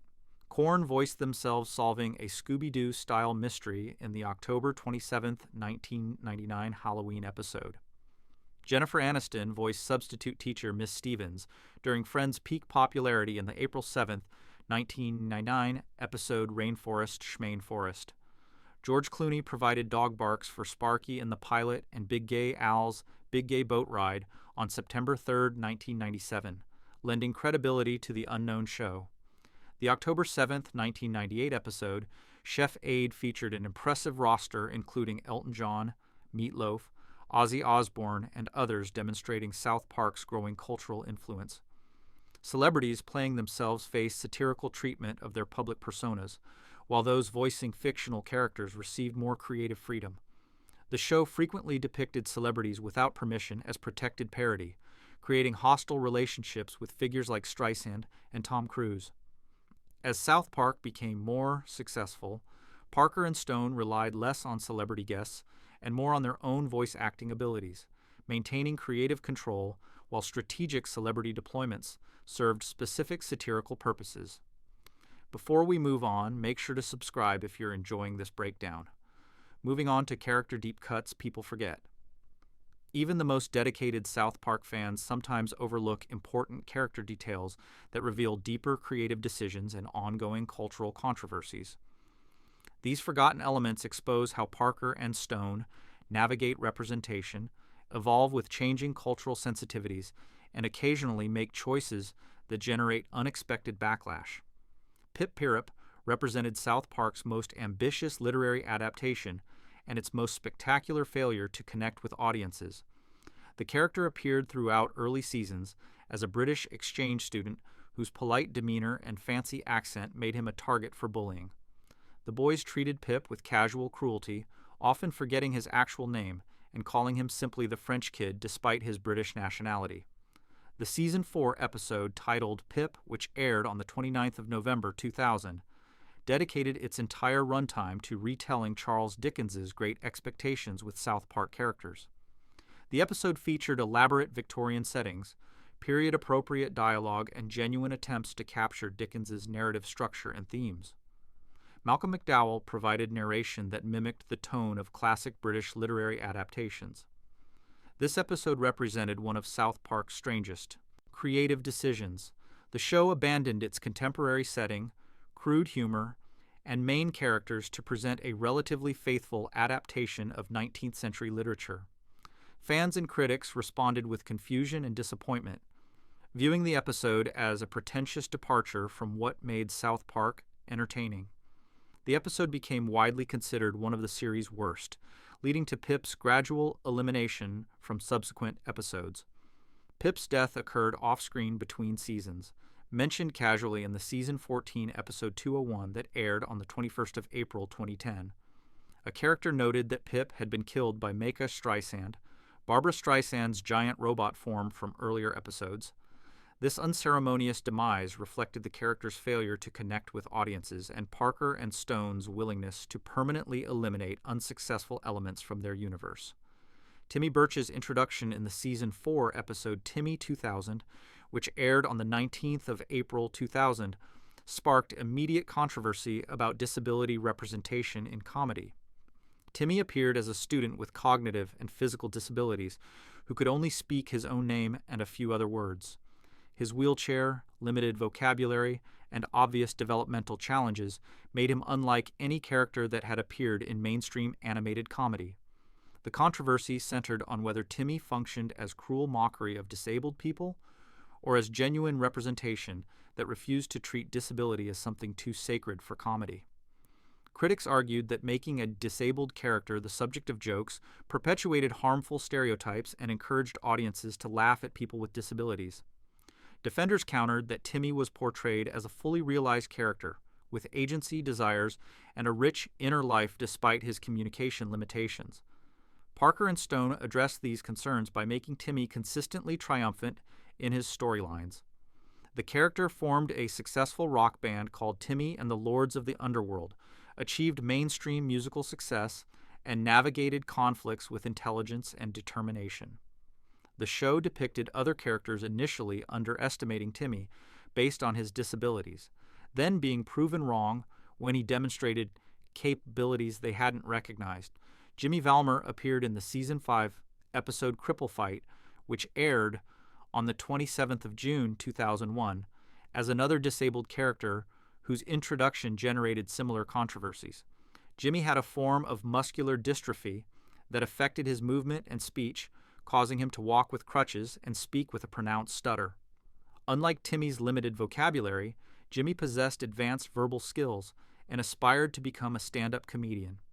The relationship between Timmy and Jimmy evolved from rivalry to friendship across multiple episodes. Their initial conflict in Cripple Fight parodied a famous fight scene from the film They Live, depicting two disabled children engaging in an absurdly extended physical battle. This sequence demonstrated South Park's commitment to treating disabled characters with the same irreverence it applied to all characters rather than granting them special protection from crude humor. Jimmy's comedy career became a recurring element across subsequent seasons. The character performed stand-up routines that addressed his disability directly, using self-deprecating humor and observational comedy about the challenges he faced. These performances raised questions about who can make jokes about disability, and under what circumstances such humor becomes appropriate or offensive. The most significant character name controversy in South Park's history emerged from Token Black, the show's primary African-American child character. Token appeared from the first season as the only black student in the main character's class, with his name serving as an obvious joke about tokenism in media representation. For over 20 years, viewers understood the name as deliberate commentary on how television shows often included single minority characters to appear diverse without actually engaging with issues of race or representation. The season 25 episode The Big Fix, which aired on the 23rd of February 2022, revealed that Token's name was actually Tolkien, supposedly named after author J.R.R. Tolkien. The episode depicted Stan as the only person who had been mishearing the name as Token all along, with other characters acting shocked that Stan had been making this supposedly racist assumption for years.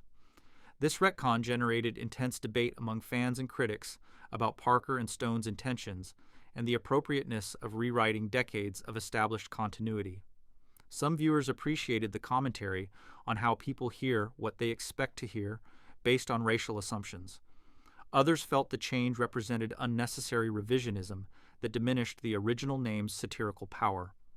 The retcon claimed that every previous episode had actually been saying Tolkien, and that only viewers' own assumptions had led them to hear Token. This gaslighting approach made the audience complicit in the supposed misunderstanding, suggesting that viewers had been projecting racial tokenism onto a character whose name referenced fantasy literature. The episode's closing moments showed Stan struggling with his inability to unhear the name as Token now that he knew the truth. Evidence from earlier episodes contradicted the retcon's claims. The Season 4 episode Cartman's Silly Hate Crime 2000, which aired on the 12th of April 2000, featured a character profile showing Token's name, spelled as Token. The Season 8 episode Here Comes the Neighborhood, which aired on the 28th of November 2001, explicitly addressed Token's name in ways that only made sense if it referenced tokenism rather than Tolkien.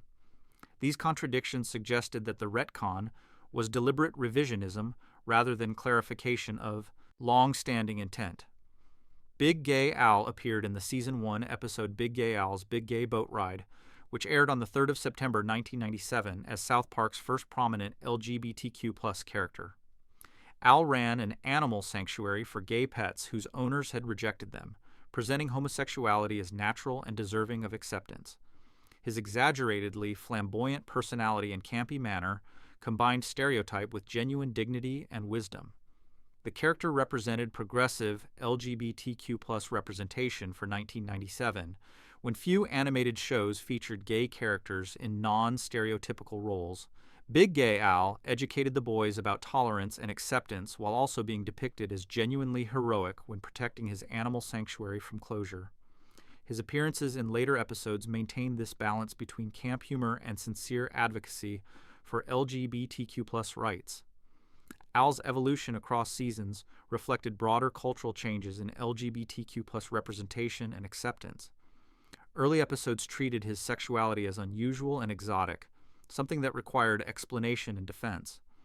Later episodes simply accepted Al as a community member, whose sexuality was unremarkable, focusing instead on his personality and actions rather than his identity as a defining characteristic. Mr. Slave first appeared in the Season 5 finale Proper Condom Use, which aired on the 8th of August 2001, as Mr. Garrison's boyfriend and teaching assistant. The character engaged in extreme sexual behavior presented for shock value, including inserting various objects and small animals into his rectum. This representation sparked controversy about whether South Park was mocking gay sexuality or simply applying its crude humor equally to all sexual orientations. The Season 8 episode, The Death Camp of Tolerance, which aired on the 20th of November 2002, used Mr. Slave and Mr. Garrison to satirize both homophobia and performative tolerance. The episode depicted school administrators forcing students to accept Mr. Garrison's deliberately inappropriate sexual behavior in the classroom, suggesting that fear of appearing intolerant could override legitimate concerns about inappropriate conduct. Mr. Slave himself emerged as the voice of reason, arguing that tolerance should not require accepting genuinely problematic behavior. Tweak and Craig Tucker became an unexpected couple in the Season 19 episode Tweak x Craig, which aired on the 28th of October 2015. The episode revealed that Asian students had been creating yaoi fan art depicting Tweak and Craig in romantic relationships, spreading these drawings throughout school and online. The boys initially resisted the pairing, but eventually decided to pretend to be a couple to satisfy the fan artists and reduce social pressure. The episode's conclusion left ambiguous whether Tweak and Craig were actually romantically interested in each other or simply maintaining a performance that had become easier than resistance. Later episodes treated them as a genuine couple, suggesting that the fake relationship had evolved into something real. This development demonstrated how fan communities can influence official narratives and how identities can emerge from external pressure rather than internal realization alone. The Tweak and Craig relationship represented South Park's engagement with fan culture and shipping communities. The episode acknowledged that fans regularly created romantic pairings between male characters, regardless of textual evidence for such relationships. By making one such pairing canon, Parker and Stone commented on how audience interpretations can shape official storylines and how creators navigate the relationship between their intentions and fan desires. Wendy Testaberger's character evolved significantly across South Park's run from simple love interest to complex character with her own agency and storylines. Early seasons defined Wendy primarily through her on-again, off-again relationship with Stan Marsh. Later episodes developed her as an intelligent, politically engaged student who challenged gender stereotypes and advocated for various causes. The Season 12 episode Breast Cancer Show Ever, which aired on the 16th of April 2008, featured Wendy beating Cartman in a brutal schoolyard fight after he made jokes about breast cancer and refused to apologize. The fight scene lasted several minutes and depicted Wendy methodically destroying Cartman despite his larger size. This episode transformed Wendy from background character into someone capable of enacting physical justice on the show's primary antagonist. These character details reveal how South Park continuously evolves its approach to representation, while maintaining its commitment to subjecting all characters to its irreverent humor. The show's handling of disabled characters like Timmy and Jimmy, LGBTQ+ characters like Big Gay Al and Mr. Slave, and characters of color like Token Tolkien demonstrates ongoing negotiation between satirical comedy and responsible representation. Even dedicated South Park fans overlook character details that reveal creative decisions and controversies about representation. Pip Pirip received an entire November 29, 2000 episode adapting Great Expectations that fans hated, leading to his off-screen death mentioned in the April 21, 2010 episode 201 where Mecha Streisand killed him. Timmy Birch's April 19, 2000.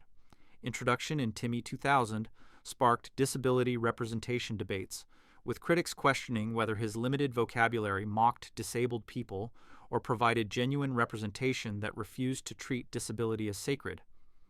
Jimmy Valmer appeared on June 27, 2001 in Cripple Fight as another disabled character pursuing stand-up comedy, initially rivaling, then befriending Timmy. Token Black became Tolkien in the February 23, 2022 episode The Big Fix, with a retcon claiming the name always referenced J.R.R. Tolkien rather than tokenism, gaslighting audiences despite earlier episodes, like the April 12, 2000, Cartman's Silly Hate Crime 2000, spelling it Token. Big Gay. Al debuted on September 3, 1997 as South Park's first prominent LGBTQ+ character, running a sanctuary for gay pets, representing progressive representation for that era. Mr. Slave appeared on August 8, 2001, as Mr. Garrison's boyfriend engaging in extreme sexual behavior. Tweak and Craig became a couple in the October 28, 2015 episode Tweak X Craig, after Asian students created yaoi fan art about them, demonstrating how fan communities influence official narratives. Wendy Testaberger evolved from Stan's love interest to a complex character who brutally beat Cartman in the April 16, 2008 episode Breast Cancer Show Ever. Before we move on, make sure to subscribe if you're enjoying this breakdown. Moving on to banned episodes and censorship battles. South Park has always pushed boundaries, but several episodes crossed lines that Comedy Central refused to allow, creating some of the most controversial moments in television history and revealing the complex relationship between satirical freedom and corporate responsibility. The Muhammad controversy began long before it became a crisis for South Park. The character first appeared in the Season 5 episode Super Best Friends, which aired on the 4th of July, 2001. The episode featured Muhammad as part of a superhero team that included Jesus Christ, Buddha, Moses, Krishna, Joseph Smith, Laozi, and Seaman, a character parodying Aquaman. Muhammad appeared as a regular superhero with fire-based powers, drawn in human form without any special treatment or controversy. Super Best Friends aired without incident in 2001, receiving standard reactions to South Park's religious satire. The episode mocked various religious figures equally, treating all faiths with the same irreverent humor. Muhammad's appearance generated no significant complaints from Muslim organizations or viewers, suggesting that the character's depiction fell within acceptable boundaries for religious satire at that time. The cultural context changed dramatically after the September 11, 2001 terrorist attacks and subsequent global tensions around Islam and free speech. In 2005, Danish newspaper Jyllands Posten published cartoons depicting Muhammad, sparking international protests, diplomatic crises, and violent attacks that killed dozens of people. Western media organizations faced intense pressure about whether depicting Muhammad violated religious freedom or represented necessary defense of free speech principles. South Park entered this debate with the two-part episode Cartoon Wars, which aired on the 5th and 12th of April 2006. The episodes depicted a controversy over Family Guy planning to show an image of Muhammad, with Cartman trying to get the episode canceled while Kyle defended artistic freedom. The storyline directly addressed the Danish cartoon controversy and debates about self-censorship in American media. Comedy Central made the controversial decision to censor the image of Muhammad that was supposed to appear in Cartoon Wars Part 2. The episode included a scene where Muhammad appeared, but the network replaced the image with a black screen reading, "Comedy Central has refused to broadcast an image of Muhammad on their network." This decision occurred despite Parker and Stone's objections, and their argument that the censorship contradicted the episode's entire message about refusing to submit to intimidation. The censorship became particularly absurd because the episode immediately showed Jesus Christ defecating on President George W. Bush and the American flag. Comedy Central allowed this explicit depiction of Christianity's central figure engaging in scatological mockery of American symbols, while simultaneously censoring a simple, non-offensive image of Muhammad.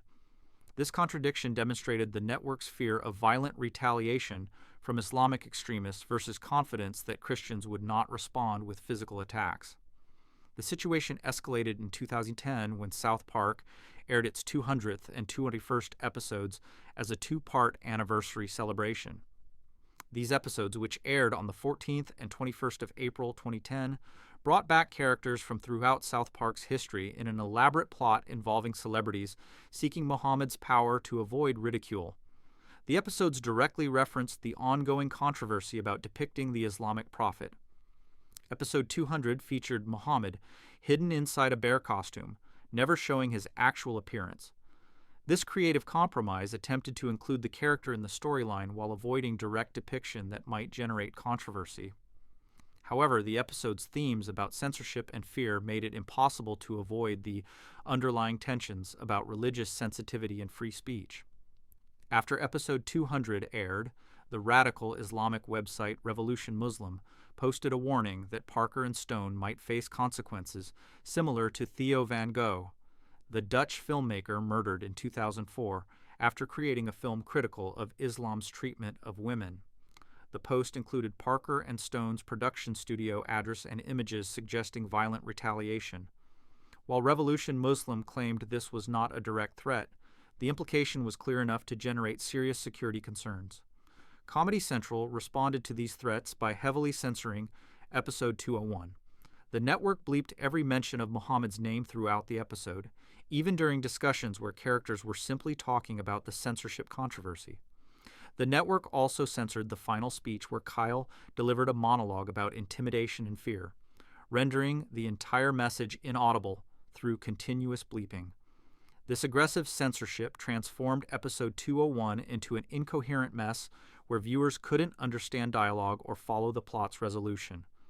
The censorship extended beyond anything related to Muhammad to include general discussions about fear and intimidation, suggesting that Comedy Central had panicked about potential retaliation and decided to preemptively remove anything that might be construed as offensive. Parker and Stone released a statement expressing disappointment with Comedy Central's decision, noting that the network had not consulted them before implementing the censorship.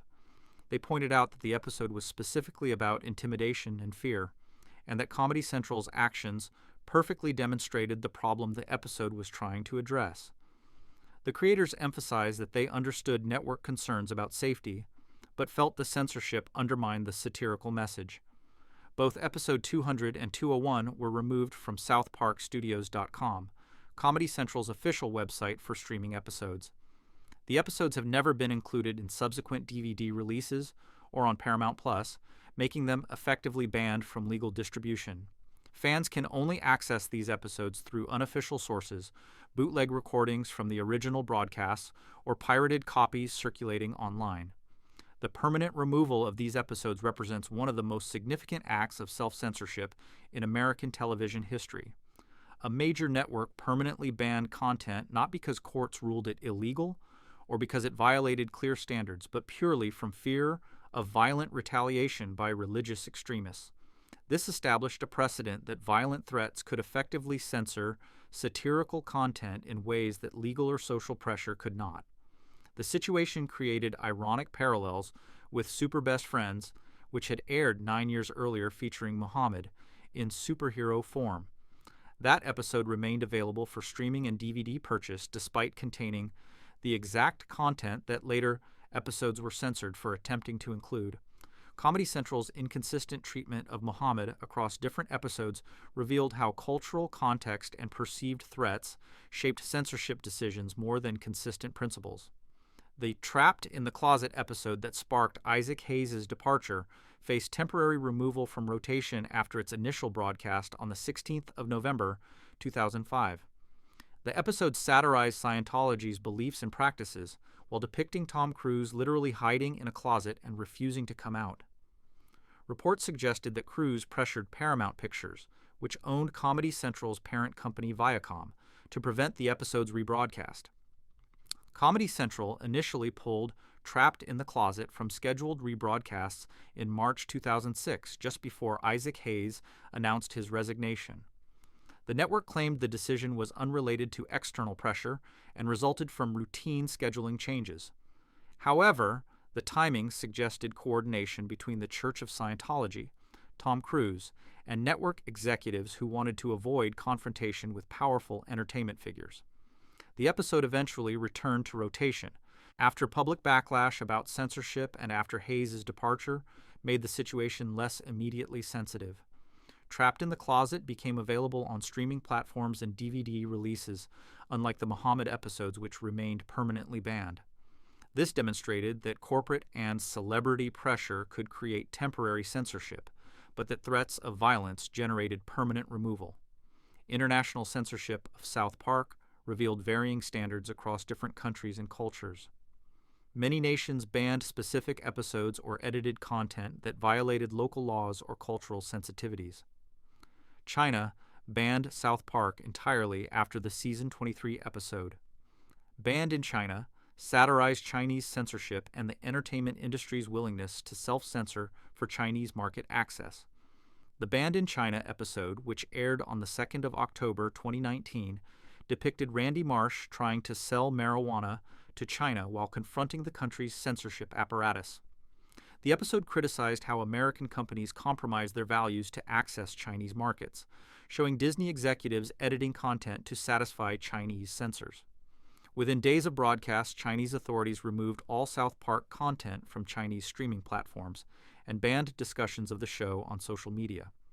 Parker and Stone responded to the Chinese ban with a mock apology that doubled as satire of how Western companies typically apologize to China. The statement expressed insincere regret, like NBA statements after executives made comments supporting Hong Kong protesters. This response demonstrated Parker and Stone's commitment to satirical principles even when facing economic consequences from the world's largest market. Australian censors edited numerous South Park episodes to remove content violating local broadcast standards. The Australian Communications and Media Authority required removal of specific religious imagery, extreme violence, and sexual content that exceeded ratings classifications. These edits created versions of episodes that differed significantly from American broadcasts, sometimes removing entire scenes or substantially altering storylines. British Broadcasting handled South Park through late-night time slots and content warnings that allowed more flexibility than daytime programming. However, specific episodes faced delays or editing for content deemed particularly offensive to British sensibilities. The episode The F Word, which attempted to reclaim a homophobic slur by redefining it to mean inconsiderate Harley-Davidson riders, generated particular controversy in the UK, where broadcast standards took different approaches to slur usage.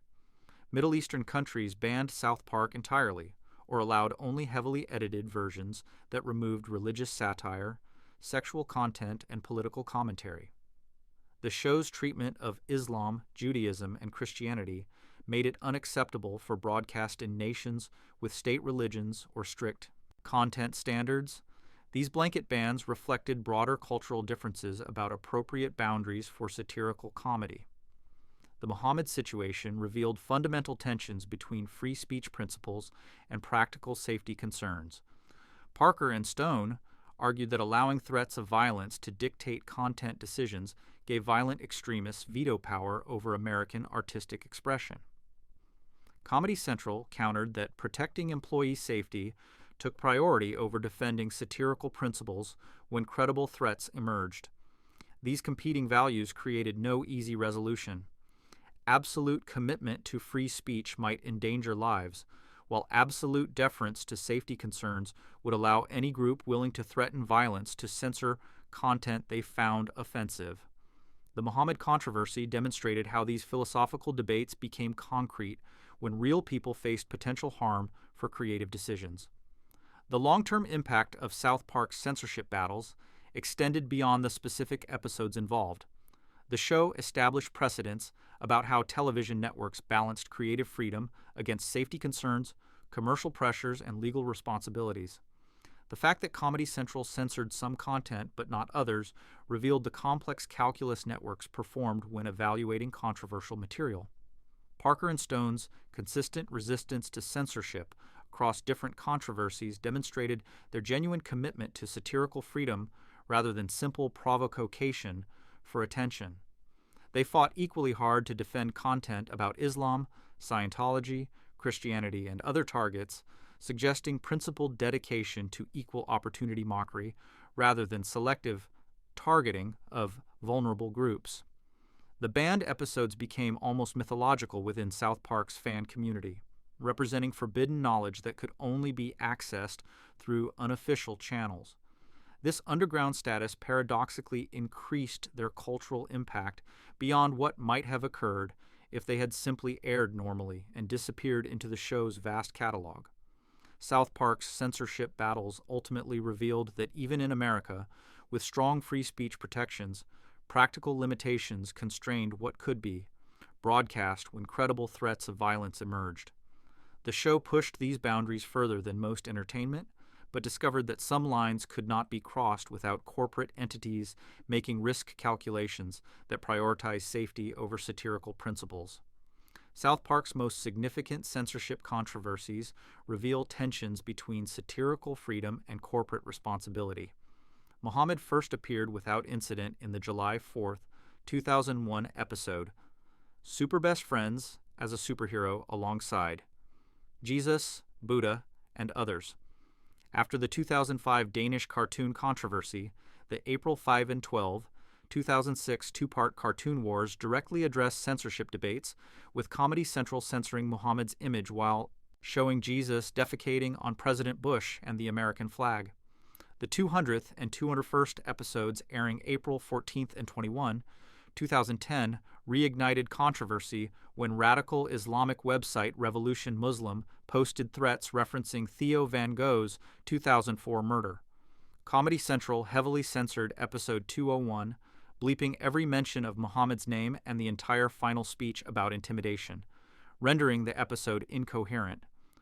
Both episodes were permanently removed from streaming, DVD releases, and Paramount Plus, making them the only South Park episodes banned from legal distribution. Trapped in the Closet faced temporary removal after November 16, 2005 broadcast satirizing Scientology, with Tom Cruise reportedly pressuring Paramount to prevent rebroadcast, though it eventually returned to availability. The October 2, 2019 episode Banned in China satirized Chinese censorship, resulting in China banning all South Park content from streaming platforms and social media. International censorship varied, with Australian authorities editing religious imagery and violence, while Middle Eastern countries banned the show entirely. These controversies established precedents about how networks balance creative freedom against safety concerns when violent threats emerge. Before we move on, make sure to subscribe if you're enjoying this breakdown. Moving on to the franchise expansion, games, and Broadway. South Park's expansion beyond television into games, theater, and merchandising transformed a controversial animated series into a multimedia empire that demonstrated the franchise's viability across vastly different entertainment formats. The first South Park video game arrived on the Nintendo 64 in 1998, less than 2 years after the show premiered. South Park for N64 was developed by Iguana Entertainment and published by Acclaim Entertainment, arriving during the show's peak cultural impact when South Park merchandise saturated retail stores.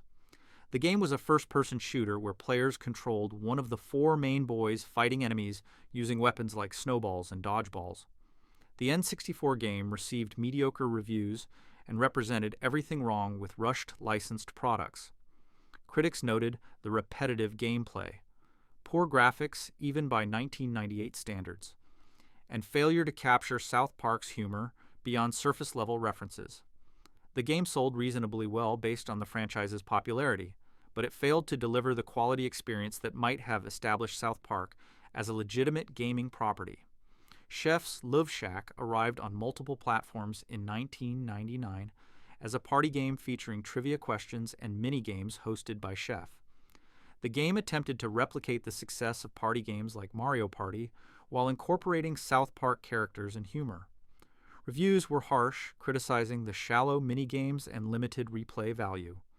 The trivia questions provided the only genuine South Park content, with other elements feeling like generic parties. Game mechanics with South Park branding applied superficially. South Park Rally, released in 2000 as a kart racing game featuring South Park characters competing in various racing modes. The game followed the template established by Mario Kart, allowing players to use weapons and power-ups while racing through South Park locations. Critics found the racing mechanics unpolished and the track design uninspired. The game joined the growing list of South Park video games that failed to translate the show's appeal into interactive entertainment. These early failures established South Park's reputation in gaming as a franchise that produced low-quality cash grabs designed to exploit the show's popularity rather than create genuinely good games. Publishers treated South Park games as quick profit opportunities with minimal investment in development quality or creative innovation. This pattern continued through multiple releases across various platforms throughout the 2000s. The franchise's gaming reputation changed dramatically with South Park: The Stick of Truth, which was released on the 4th of March 2014 for PlayStation 3, Xbox 360, and PC. This role-playing game was developed by Obsidian Entertainment, a studio known for creating complex RPGs, including Fallout New Vegas and Knights of the Old Republic 2. Parker and Stone were heavily involved in the game's development, writing the script and ensuring that it captured South Park's humor and aesthetic. The Stick of Truth follows the new kid in town who joins the boys' fantasy role-playing game that escalates into an actual adventure involving government conspiracies, alien abductions, and Nazi zombies. The game's visual style perfectly replicated South Park's television animation, making it look like an interactive episode. The writing featured Parker and Stone's characteristic humor with jokes about medieval fantasy tropes, childhood imagination, and South Park's established mythology. Critics praised The Stick of Truth as one of the best licensed games ever created and a genuinely good RPG, regardless of its South Park connection. The game received scores in the 80s and 90s from major gaming publications, with reviewers highlighting the writing, art direction, and successful translation of television comedy into video game format. The game sold over 5 million copies across all platforms, finally establishing South Park as a franchise capable of producing quality gaming experiences. The success of The Stick of Truth led to a sequel, South Park: The Fractured But Whole, which released on the 17th of October 2017. This game shifted from fantasy RPGs to superhero parodies, with the boys creating superhero alter egos and fighting crime while competing for the most lucrative franchise opportunities. The game was developed by Ubisoft San Francisco after Obsidian Entertainment moved on to other projects. The Fractured But Whole refined the gameplay mechanics from The Stick of Truth while maintaining the same visual authenticity and writing quality. The combat system became more tactical with grid-based positioning and team composition strategies. The game addressed social issues including racism and police brutality through its superhero narrative, demonstrating how South Park's satirical approach could work within gaming contexts. Critics responded positively to The Fractured But Whole, though some noted it felt too similar to its predecessor and didn't innovate enough on the established formula. The game sold well, but not as strongly as The Stick of Truth, suggesting that the novelty of a good South Park game had worn off slightly. However, both games established that the franchise could produce quality interactive entertainment when developers received adequate time, resources, and creative input from Parker and Stone. South Park Phone Destroyer launched on mobile platforms on the 9th of November 2017 as a free-to-play card battler combining real-time strategy with collectible card game mechanics. Players collected cards featuring South Park characters and deployed them in battles against other players or AI opponents.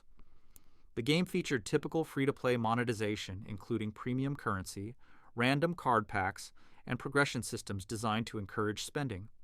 Phone Destroyer received mixed reviews from critics who appreciated its production values and South Park humor, but criticized its aggressive monetization and repetitive gameplay. The game found commercial success on mobile platforms, where free-to-play models dominated, generating millions in revenue through microtransactions. The mobile game demonstrated that South Park could succeed in different gaming markets with adjusted business models and platform-specific design. The Book of Mormon represented South Park's most unexpected and successful expansion into a completely different entertainment medium.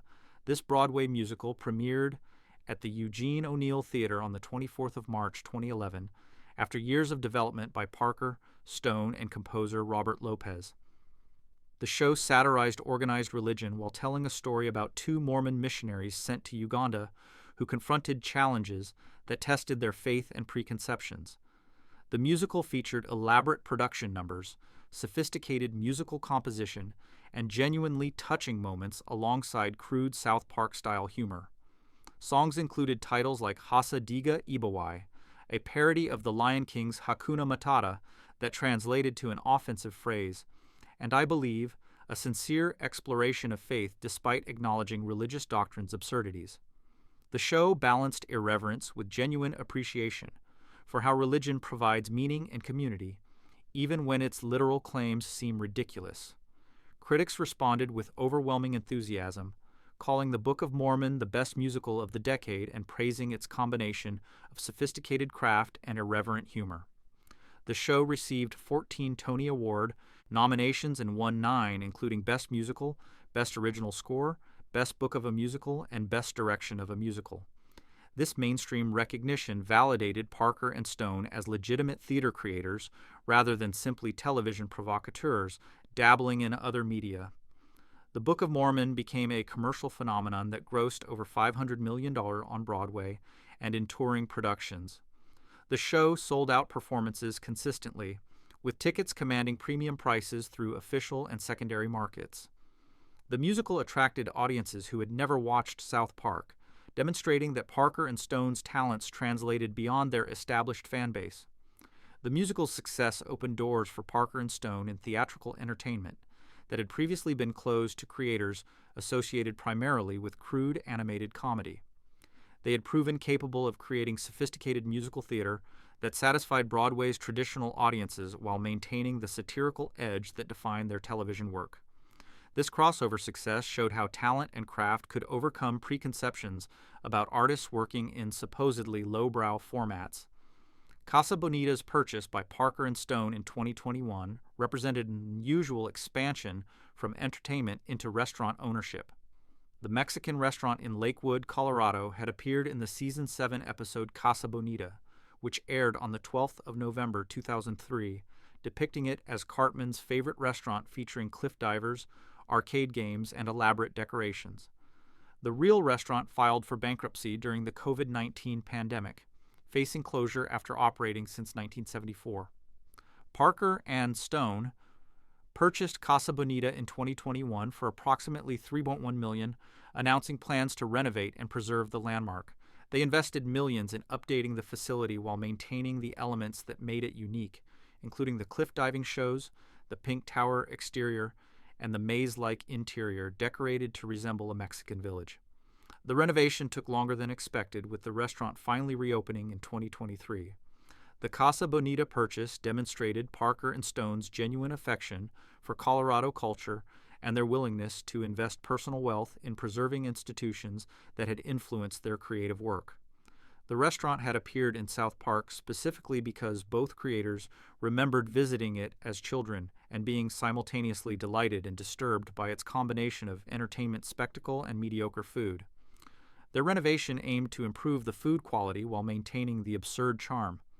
The Paramount Plus deal represented South Park's most significant business expansion, securing the franchise's future while demonstrating its ongoing value to streaming platforms. In August 2021, Viacom CBS, now Paramount Global, announced a deal worth over $900 million that extended South Park through 2027 while also commissioning 14 made-for-streaming movies exclusively for Paramount Plus. This deal structure reflected changes in how television content was produced and distributed. Rather than producing only traditional weekly episodes, South Park would create a mix of regular seasons and streaming specials designed to attract and retain Paramount Plus subscribers. The specials allowed for more flexible production schedules and hour-long formats that differed from Comedy Central's half-hour episode structure. The first Paramount Plus special, the Paramount Plus exclusive event post-COVID, premiered on the 25th of November, 2021. This hour-long special depicted the main characters as adults dealing with the pandemic's long-term consequences 40 years in the future. The special used its extended runtime to explore more serious themes about aging, regret, and how childhood friendships change over time. Subsequent Paramount Plus specials included Post-COVID, The Return of COVID, Streaming Wars, Part 2, and the Worldwide Privacy Tour. These specials addressed current events including streaming service competition, British royal family controversies, and cryptocurrency scams. The format allowed South Park to maintain cultural relevance between traditional television seasons while providing exclusive content that justified Paramount Plus subscriptions. The deal structure demonstrated South Park's value as an evergreen property capable of generating revenue through multiple channels simultaneously. Comedy Central continued airing new seasons, Paramount Plus received exclusive specials, and both platforms benefited from the entire back catalog of over 300 episodes. This maximized the franchise's earning potential while ensuring its continued production for at least several more years. South Park merchandising has generated billions in revenue across diverse product categories.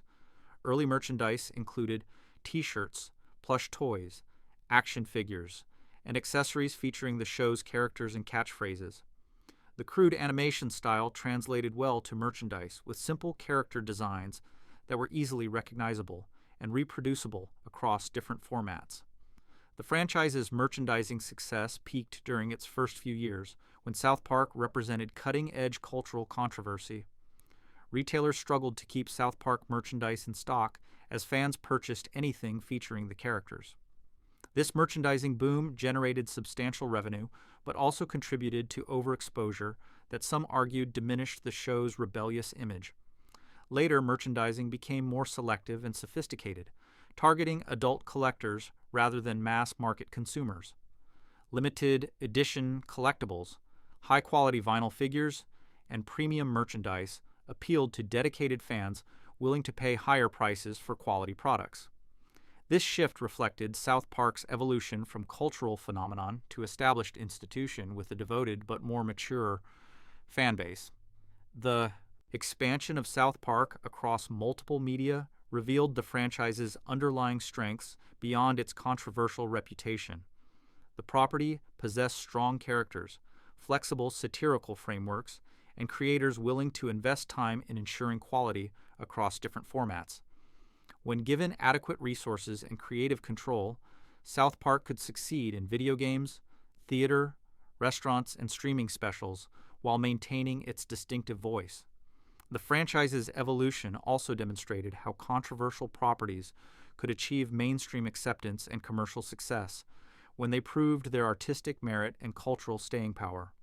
The Book of Mormon's Tony Awards and the Stick of Truth's critical acclaim validated South Park as more than crude shock humor, revealing sophisticated craft and genuine artistic ambition beneath the offensive surface.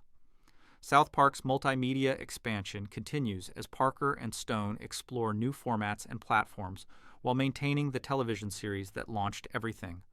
The franchise has become large enough that individual projects can fail without threatening the overall property, allowing for creative experimentation that wouldn't be possible with a less established brand.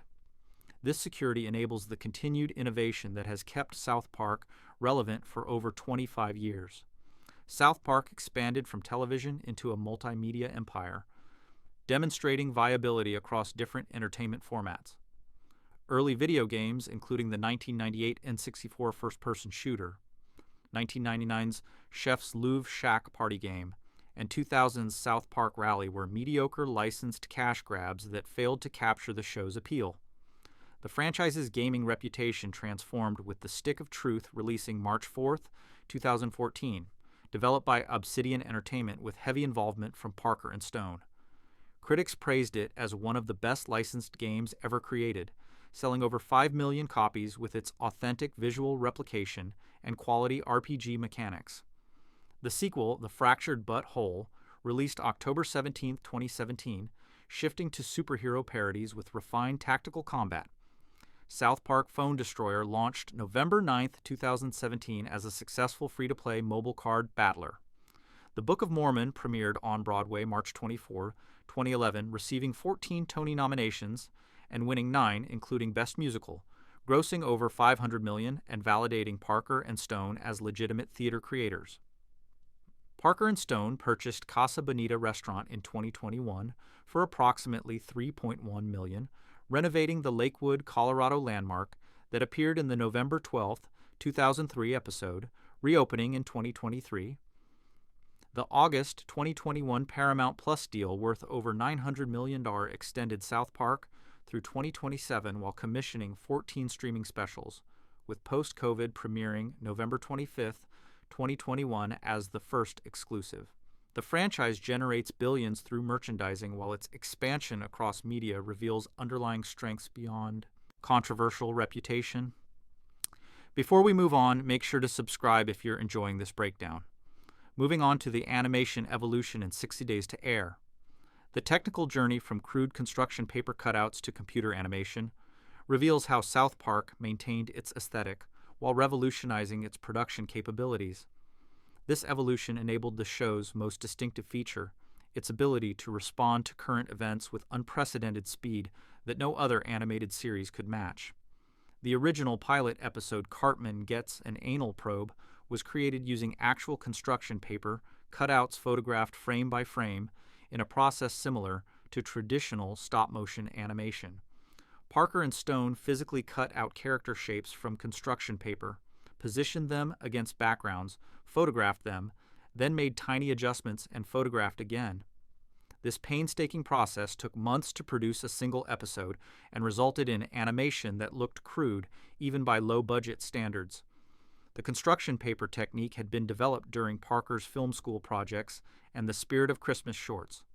Parker would draw characters on colored construction paper using markers, cut out the shapes with scissors, and attach them to backgrounds using small pieces of tape or adhesive. Each character consisted of multiple pieces that could be moved independently, with arms, legs, and mouths as separate elements that allowed for basic articulation and expression. The photographing process required meticulous attention to consistency and positioning. Parker used a basic film camera mounted on a tripod aimed downward at a flat surface, where he arranged the paper cutouts. Each tiny movement of a character's arm or change in mouth position required a new photograph. Creating even a few seconds of animation could take hours of careful positioning and photography. This method was never intended as a permanent production technique. Parker and Stone knew that creating an entire television series using physical cutout animation would be impossible, given Comedy Central's production schedule demands. The pilot episode demonstrated the aesthetic they wanted to achieve, but they immediately began searching for ways to replicate this look using more efficient production methods. The transition to computer animation occurred with the second episode of South Park's first season. Parker and Stone partnered with Celluloid Studios, a small animation company that specialized in computer-assisted animation techniques. The studio developed a process that used computers to replicate the look of construction paper cutouts while dramatically reducing production time. The new computer animation process began with artists creating character designs in software rather than on physical paper. These designs were scanned or drawn directly into computers, where they could be manipulated digitally. Each character consisted of multiple layers representing different body parts, allowing animators to move arms, legs, heads, and other elements independently without physically cutting and repositioning paper pieces. The software used was Power Animator, later replaced by Maya, when Alias Wavefront released more advanced animation tools in the late 1990s. Maya became South Park's primary animation software and remained in use for decades as the show's production pipeline evolved. The software allowed for increasingly sophisticated animation techniques while maintaining the deliberately crude aesthetic that defined South Park's visual identity. Character animation in the computer system used a technique called cutout animation, or puppet animation, where character models consisted of separate pieces connected by digital joints. Animators moved these pieces frame by frame, creating the same jerky, limited movement that characterized physical cutout animation. This preserved the show's distinctive look while allowing animators to work much faster than physical construction paper methods would permit. Background artists created South Park's environments using similar techniques, building backgrounds from digital shapes and textures designed to look like construction paper. The backgrounds maintained visible paper grain, imperfect edges, and simple geometric shapes that matched the character's aesthetic. This consistency meant viewers couldn't distinguish computer-generated backgrounds from physical paper constructions. The computer animation process reduced episode production time from months to weeks. This faster timeline allowed South Park to maintain a more consistent broadcast schedule and produce full seasons without massive production gaps. However, episodes still required several months from initial concept to final broadcast, preventing the kind of rapid response to current events that would later define the show. The production pipeline in the early seasons followed traditional animation industry practices. Writers developed scripts weeks or months before episodes aired. These scripts went through multiple drafts and approval processes before being locked for production. Once scripts were finalized, storyboard artists created visual plans showing camera angles, character positions, and scene compositions. Voice recording occurred after storyboards were completed, with Parker and Stone recording dialogue for most characters in professional recording studios. These voice tracks were edited and cleaned before being delivered to animators who would sync character mouth movements to match the recorded dialogue. This lip-syncing process, though simple given South Park's limited mouth animations, still required careful attention to timing and positioning. Animation production involved multiple stages with different artists handling different aspects of each scene. Background artists created environments while character animators focused on figure movement and expressions. Effects artists added elements, like snow, rain, or explosions that required special treatment beyond standard character animation. All these elements were composited together in final scenes that matched the storyboard plans. Post-production included sound design, music composition, and final editing to ensure episodes met broadcast standards and time requirements. Sound designers added effects like footsteps, door slams, and ambient noise that enhanced scene realism, despite the crude animation style. Music composers created original scores or selected library music that fit scene moods and tones. This traditional production pipeline meant South Park episodes were completed months before they aired, similar to other animated shows. The first several seasons could not respond to current events with any immediacy because production schedules required completing episodes long before broadcast dates. This limitation prevented the topical satire that would later become one of South Park's defining characteristics. The breakthrough in production speed came gradually as the team refined their processes and developed more efficient workflows. By the mid-2000s, South Park had reduced production time to approximately 6 to 8 weeks per episode. This timeline still prevented rapid response to breaking news, but allowed for some topical references to events that occurred during production windows. The 2008 presidential election demonstrated South Park's evolving production capabilities. The episode about last night aired on the 5th of November, 2008, less than 24 hours after Barack Obama won the presidential election. This episode featured Obama and John McCain working together on an elaborate heist during the election, with the competition revealed as a cover for their criminal conspiracy.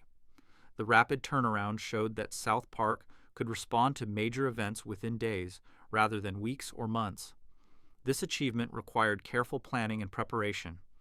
The production team created 2 versions of the episode simultaneously, one featuring Obama's victory and another featuring McCain's victory. Whichever candidate won, the team could quickly finalize that version for broadcast. This hedging strategy allowed for unprecedented immediacy while managing the risk that production time would be wasted if they guessed wrong about the election outcome. The success of About Last Night encouraged Parker and Stone to push production speed even further. They realized that South Park's crude animation style and their direct involvement in all production stages made faster turnaround possible if they reorganized their entire production process. Traditional animation pipelines had been designed for more complex visual styles and larger production teams with more layers of approval and revision. The 2011 documentary, 6 Days to Air, revealed South Park's evolved production process that enabled completion of episodes in less than a week. The documentary, which premiered on the 24th of October, 2011, followed the production of the Season 15 episode Human Centipede from initial concept meetings through final broadcast. The film showed how Parker and Stone had restructured their entire workflow to maximize speed without sacrificing quality. The 6-day production schedule begins on Thursday when Parker and Stone meet to discuss potential episode ideas. These initial brainstorming sessions explore current events, cultural phenomena, or comedic premises that might work as episode foundations. The creators debate various concepts before selecting one to develop into a full script. This decision determines what the entire production team will work on for the next 6 days. Friday involves intensive writing sessions where Parker and Stone develop the selected concept into a complete script. The writing process happens collaboratively, with both creators contributing ideas, dialogue, and story structure. They work through multiple drafts during the day, refining jokes and plot developments until they have a complete script ready for production. By Friday evening, the finalized script gets distributed to the production team. Weekend work begins on Saturday with voice recording and storyboarding occurring simultaneously. Parker and Stone record dialogue for their characters in the studio, while storyboard artists begin creating visual plans based on the completed script. The voice recording provides timing and performance information that animators will need when syncing character movements to dialogue. Sunday through Tuesday represent the intensive animation production phase, where the bulk of visual work occurs. Animators work around the clock creating character movements, background art, and effects based on storyboard plans and voice recordings. The production team divides into specialized groups handling different aspects of each scene, with progress tracked constantly to ensure the episode stays on schedule. Wednesday focuses on final touches, sound design, and editing. Music gets added to scenes requiring score or source music. Sound effects enhance action sequences and environmental ambiance. Editors assemble all elements into the final episode, making timing adjustments and ensuring smooth transitions between scenes. The completed episode gets delivered to Comedy Central for broadcast that night. This compressed schedule requires intense focus and coordination from everyone involved in production. The documentary showed Parker and Stone working late into each night, often appearing exhausted and stressed as deadlines approached. The pressure to complete episodes in 6 days while maintaining quality standards created an environment where small problems could derail entire productions if not resolved quickly. The 6-day schedule makes procrastination impossible and forces immediate decision-making. Parker and Stone acknowledged that this pressure actually improved their work by preventing the endless revisions and second-guessing that can occur with longer production timelines. The compressed schedule demanded commitment to initial creative instincts rather than laboring over choices that might not matter to final quality. The documentary revealed tensions and difficulties in maintaining such an aggressive production schedule. Parker appeared particularly stressed during the week documented, struggling to finalize the script and make creative decisions under extreme time pressure. Stone provided support and alternative perspectives when Parker got stuck on particular jokes or plot points. The collaborative dynamic between the two creators became essential to meeting impossible deadlines. The production team's expertise and familiarity with South Park's visual style enabled the rapid turnaround. Animators understood exactly how characters should move and how scenes should be composed without requiring extensive direction or revision. Background artists could create appropriate environments quickly because they had established visual templates and design principles. This institutional knowledge accumulated over years of production made speed possible without sacrificing consistency. The 6-day production window allows South Park to comment on events that occurred as recently as the previous weekend. When major news breaks on Monday, the writers can incorporate it into that week's episode, which airs Wednesday. This immediacy gives South Park unique relevance among animated shows and even among most live-action television comedies, which require longer production lead times. The rapid production schedule occasionally resulted in episodes that felt rushed or underdeveloped. Some storylines didn't receive adequate setup or resolution. Some jokes felt forced or failed to land properly because writers didn't have time to refine them. However, Parker and Stone accepted these occasional quality dips as acceptable trade-offs for maintaining topical relevance and creative spontaneity. The animation team eventually grew to include over 20 animators working simultaneously on different scenes. This larger staff enabled the compressed production schedule by parallelizing work that would otherwise need to occur sequentially. While some animators worked on early episode scenes, others could begin on later sequences, maximizing efficiency and allowing more content production within fixed time windows. South Park Studios, the production facility in Los Angeles, was specifically designed to accommodate this compressed production workflow. The building includes recording studios, animation workstations, editing suites, and screening rooms, all in close proximity. This physical layout eliminates travel time between different production stages and allows Parker and Stone to move quickly between writing, recording, and reviewing animation. The production process evolved gradually, rather than achieving 6-day turnaround immediately. Early seasons required months per episode. By the mid-2000s, the team had reduced this to 6 to 8 weeks. Continuous refinement of workflows, investment in better technology, and accumulated expertise eventually enabled the remarkable speed documented in 6 days to air. The COVID-19 pandemic disrupted this production process temporarily, forcing the team to work remotely and adapt their collaborative workflow to virtual communication. The pandemic special, completed in September 2020, required different production methods with voice recording and animation occurring in separate locations. Despite these challenges, the team maintained relatively quick turnaround by adapting their established processes to remote work constraints. The animation evolution and production speed represent one of South Park's most significant innovations in television entertainment. By maintaining a crude visual aesthetic that didn't require sophisticated rendering or detailed movement, Parker and Stone created conditions where rapid production became possible. This technical choice, made for artistic reasons, had unexpected benefits that transformed how the show could engage with contemporary culture. The ability to produce episodes in days rather than months means South Park can participate in cultural conversations while they're still actively occurring, rather than commenting on old news after public attention has moved elsewhere. This relevance has helped the show remain culturally significant for over 25 years, despite animation typically having longer production cycles than live-action television. The 6-day production schedule also prevents burnout by creating clear weekly rhythms and definite endpoints for each episode's production. Rather than working continuously on episodes for months with no clear completion, the team experiences weekly cycles of intense pressure, followed by brief recovery before beginning the next episode. This structure, while demanding, provides regular accomplishment milestones and prevents the endless grind of longer animation production timelines.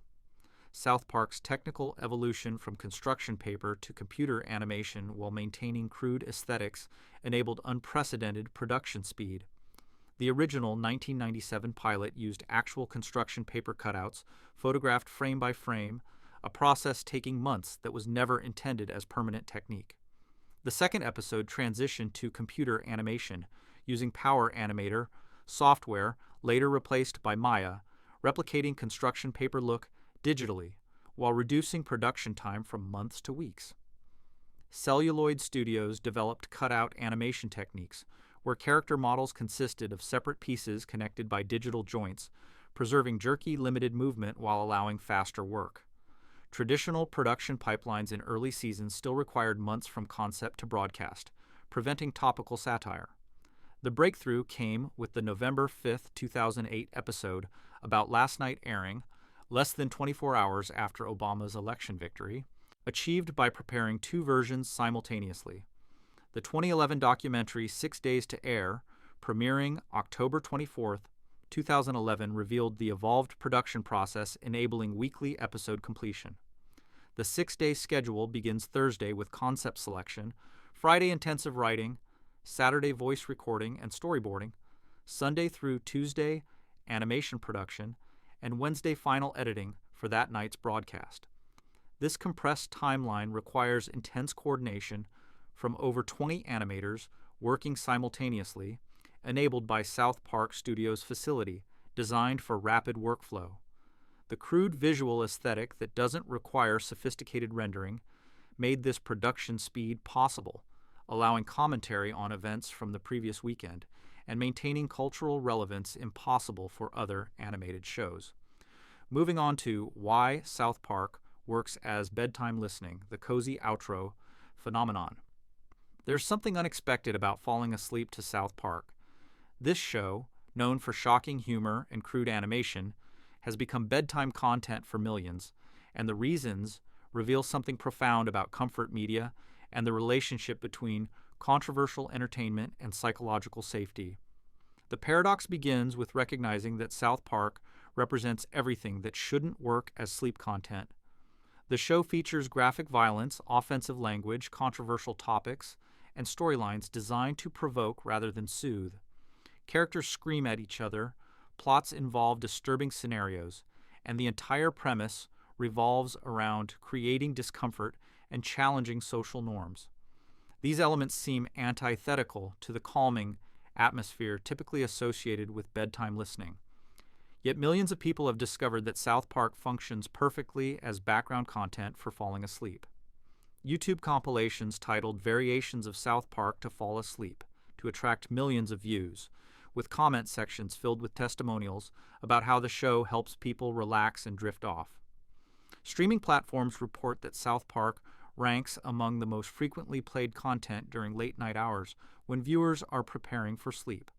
The familiar voices create the foundation for South Park's effectiveness as sleep content. Parker and Stone voice the majority of characters themselves, creating consistency across episodes and seasons. The four main boys all sound distinctly different despite being voiced by the same two people, but they share underlying vocal qualities that become comforting through repetition and familiarity. Stan's voice maintains a reasonable, slightly exasperated tone that rarely rises to genuine anger or excitement. Kyle's voice carries similar reasonableness, with slightly more passion when arguing moral positions. Cartman's voice combines childish petulance with manipulative charm, creating a recognizable pattern that listeners can follow without requiring active attention. Kenny's muffled speech provides background texture without demanding comprehension. These vocal performances remain consistent across hundreds of episodes spanning decades. Listeners familiar with South Park can predict how characters will sound in any given situation, creating the predictability that facilitates relaxation and sleep. The voices become like old friends whose presence provides comfort even when the specific words they're saying aren't particularly comforting. The episodic nature of South Park allows for drop-in listening without requiring knowledge of ongoing storylines or previous episodes. Most South Park episodes function as self-contained stories that establish premises, develop conflicts, and resolve conclusions within 22 minutes. This structure means listeners can start at any episode without feeling lost or confused about character relationships and ongoing plots. Later seasons experimented with serialization and ongoing narratives, but even these serialized elements remained relatively simple and easy to follow. The show never developed the complex mythology and character arcs that might require careful attention to understand. This accessibility means viewers can tune in and out of consciousness without missing crucial information that would affect their ability to follow subsequent episodes. The consistent runtime creates predictable rhythms that support sleep routines. Each episode lasts approximately 22 minutes, creating natural cycles that listeners' bodies can adapt to. Falling asleep to 3 or 4 episodes means drifting off within roughly 60 to 90 minutes, matching typical sleep onset timelines. The predictable structure helps regulate sleep schedules through consistency and routine. The simple animation translates effectively to audio-only listening because South Park has always been dialogue-driven rather than visually dependent. The crude visual style means important information gets communicated through dialogue rather than subtle visual cues. Characters explain their thoughts and feelings explicitly rather than relying on sophisticated animation to convey emotion through facial expressions or body language. This dialogue-heavy approach means listeners can close their eyes and still follow storylines without missing crucial visual information. The show's comedy works through verbal jokes, character conversations, and absurd premises that get explained through dialogue. While some visual gags exist, the majority of humor comes through what characters say rather than what viewers see on screen. The audio design supports this dialogue, focused with clear voice recording and minimal background noise that might distract from character conversations. South Park rarely uses complex soundscapes or layered audio that would require careful listening to appreciate. The sound design remains functional and straightforward, ensuring voices stay prominent and comprehensible even when listeners aren't fully focused. Parker and Stone's genuine friendship creates warmth that permeates every episode despite the show's cynical humor and controversial content. The two creators have worked together for over 30 years, developing shorthand communication and shared sensibilities that translate into cohesive creative vision. Their collaborative process involves constant interaction, mutual support, and genuine enjoyment of each other's company. This underlying friendship manifests in how characters interact with each other. Despite constant conflicts and arguments, South Park's characters maintain relationships that endure across episodes and seasons. Stan and Kyle's friendship survives disagreements and hurt feelings. The four boys continue associating despite their different personalities and incompatible worldviews. This consistency suggests that relationships matter more than individual conflicts, creating reassurance that connections persist despite temporary problems. The show's satirical targets and controversial humor exist within a framework, suggesting that the world, while absurd and often cruel, operates according to comprehensible rules. South Park's satire implies that exposing stupidity and hypocrisy serves useful purposes, that calling out problems represents the first step toward addressing them. This underlying optimism about the value of criticism creates meaning beyond pure nihilism or cynicism. The nostalgic comfort factor contributes significantly to South Park's effectiveness as sleep content. Many current adults grew up watching South Park during their teenage years or young adulthood. The show represents a specific time period in viewers' lives, evoking memories of earlier eras when responsibilities felt less overwhelming and possibilities seemed more open. This nostalgic connection means South Park functions as audio comfort food, familiar and reassuring despite its controversial reputation. Listeners return to episodes they've seen multiple times, finding comfort in knowing exactly what jokes are coming and how storylines will resolve. This familiarity eliminates the tension and uncertainty that might keep minds active and prevent sleep onset. The show's crude humor and offensive content paradoxically contribute to its comfort factor by providing permission to stop taking everything seriously. South Park's willingness to mock anything and find humor in terrible situations models an attitude of irreverence toward life's difficulties. This perspective can be genuinely comforting when dealing with stress, anxiety, or overwhelming responsibilities. The psychological function of South Park as sleep content involves creating sufficient mental stimulation to prevent anxious thoughts while maintaining low enough stakes that falling asleep feels safe. Minds often resist sleep when left completely unstimulated because silence creates space for worries and ruminations to dominate awareness. Background content occupies mental resources that might otherwise fixate on problems. However, content that's too engaging or emotionally intense prevents sleep by demanding active attention and creating emotional arousal that interferes with relaxation. South Park occupies a sweet spot where it's interesting enough to hold attention away from anxious thoughts, but familiar and low stakes enough that losing consciousness feels acceptable. Missing part of an episode doesn't create anxiety about losing crucial plot information. The show's structure supports this psychological function through predictable pacing and familiar patterns. Episodes begin with establishing scenarios, develop conflicts through escalation and complications, and resolve through twists or revelations that restore equilibrium. This pattern repeats across hundreds of episodes with variations that maintain interest without creating genuine surprise or tension. The creators never intended South Park to function as sleep content, yet their creative decisions inadvertently created perfect conditions for this use. The crude animation style that allowed rapid production also created visual simplicity that doesn't require active viewing. The dialogue-driven humor that emerged from limited animation budgets made the show work as audio-only content. The episodic structure that prevented complex serialization made drop-in listening possible. The consistent world-building across seasons means South Park feels like a real place that listeners can return to repeatedly. The mountain town setting, recurring locations, and established character relationships create a fictional universe that feels stable and knowable despite the absurd events that occur within it. This stability provides comfort through predictability and familiarity. The show's longevity means multiple generations have found South Park at different points in their lives, creating varied nostalgic attachments and comfort associations. People who discovered the show during its controversial first seasons in the late 1990s have different relationships with it than people who encountered it during the post-9/11 era or during its more recent serialized seasons. However, all these viewers can find comfort in returning to episodes that mark specific periods in their lives. The voice acting consistency across decades means the show sounds essentially the same in 2024 as it did in 1997, creating temporal continuity rarely found in long-running entertainment. While animation quality improved and production values increased, the fundamental audio experience remained constant. This consistency makes South Park feel like a reliable constant in a changing world, something that can be counted on to remain recognizable despite everything else evolving.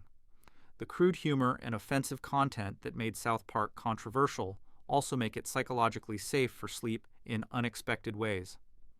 The show's willingness to mock everything equally means no topic receives special reverence or generates genuine fear. This comprehensive irreverence creates emotional distance from serious topics that might otherwise provoke anxiety or prevent relaxation. The fact that South Park treats nothing as too sacred to mock paradoxically makes it safe content because viewers know nothing genuinely terrible will be treated seriously. The show diffuses potential anxiety through mockery, transforming serious topics into comedy material that can be laughed at rather than feared. This transformation helps listeners achieve the emotional distance necessary for relaxation and sleep. South Park's effectiveness as bedtime content reveals how comfort media functions in contemporary culture. People seek content that provides sufficient stimulation to occupy their minds without demanding active engagement that would prevent rest. They want familiar patterns and predictable structures that create security through repetition. They need emotional tones that allow relaxation rather than generating anxiety or excitement. South Park delivers all these elements despite its controversial reputation and offensive content. The show that parents once feared would corrupt children now helps adults fall asleep by providing familiar voices, predictable structures, and nostalgic comfort. This transformation demonstrates how entertainment evolves through repeated exposure and changing context, how shock value diminishes through familiarity until what once seemed dangerous becomes soothing. The cozy outro phenomenon of South Park working as sleep content shows how audiences use media in ways creators never anticipated. Parker and Stone built a satirical comedy designed to provoke, challenge, and offend. They created controversy intentionally and pushed boundaries deliberately. Yet their creation now functions as comfort food for millions seeking peaceful rest. This unexpected use validates South Park's underlying humanity despite its crude surface.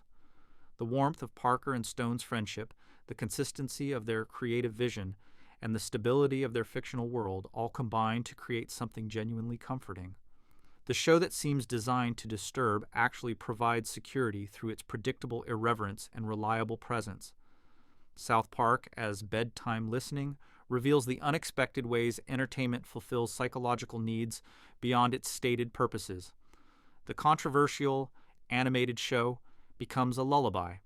The crude humor becomes comfort, and the offensive content becomes familiar, enough to soothe rather than shock. Sometimes the biggest surprises come from discovering what brings us peace.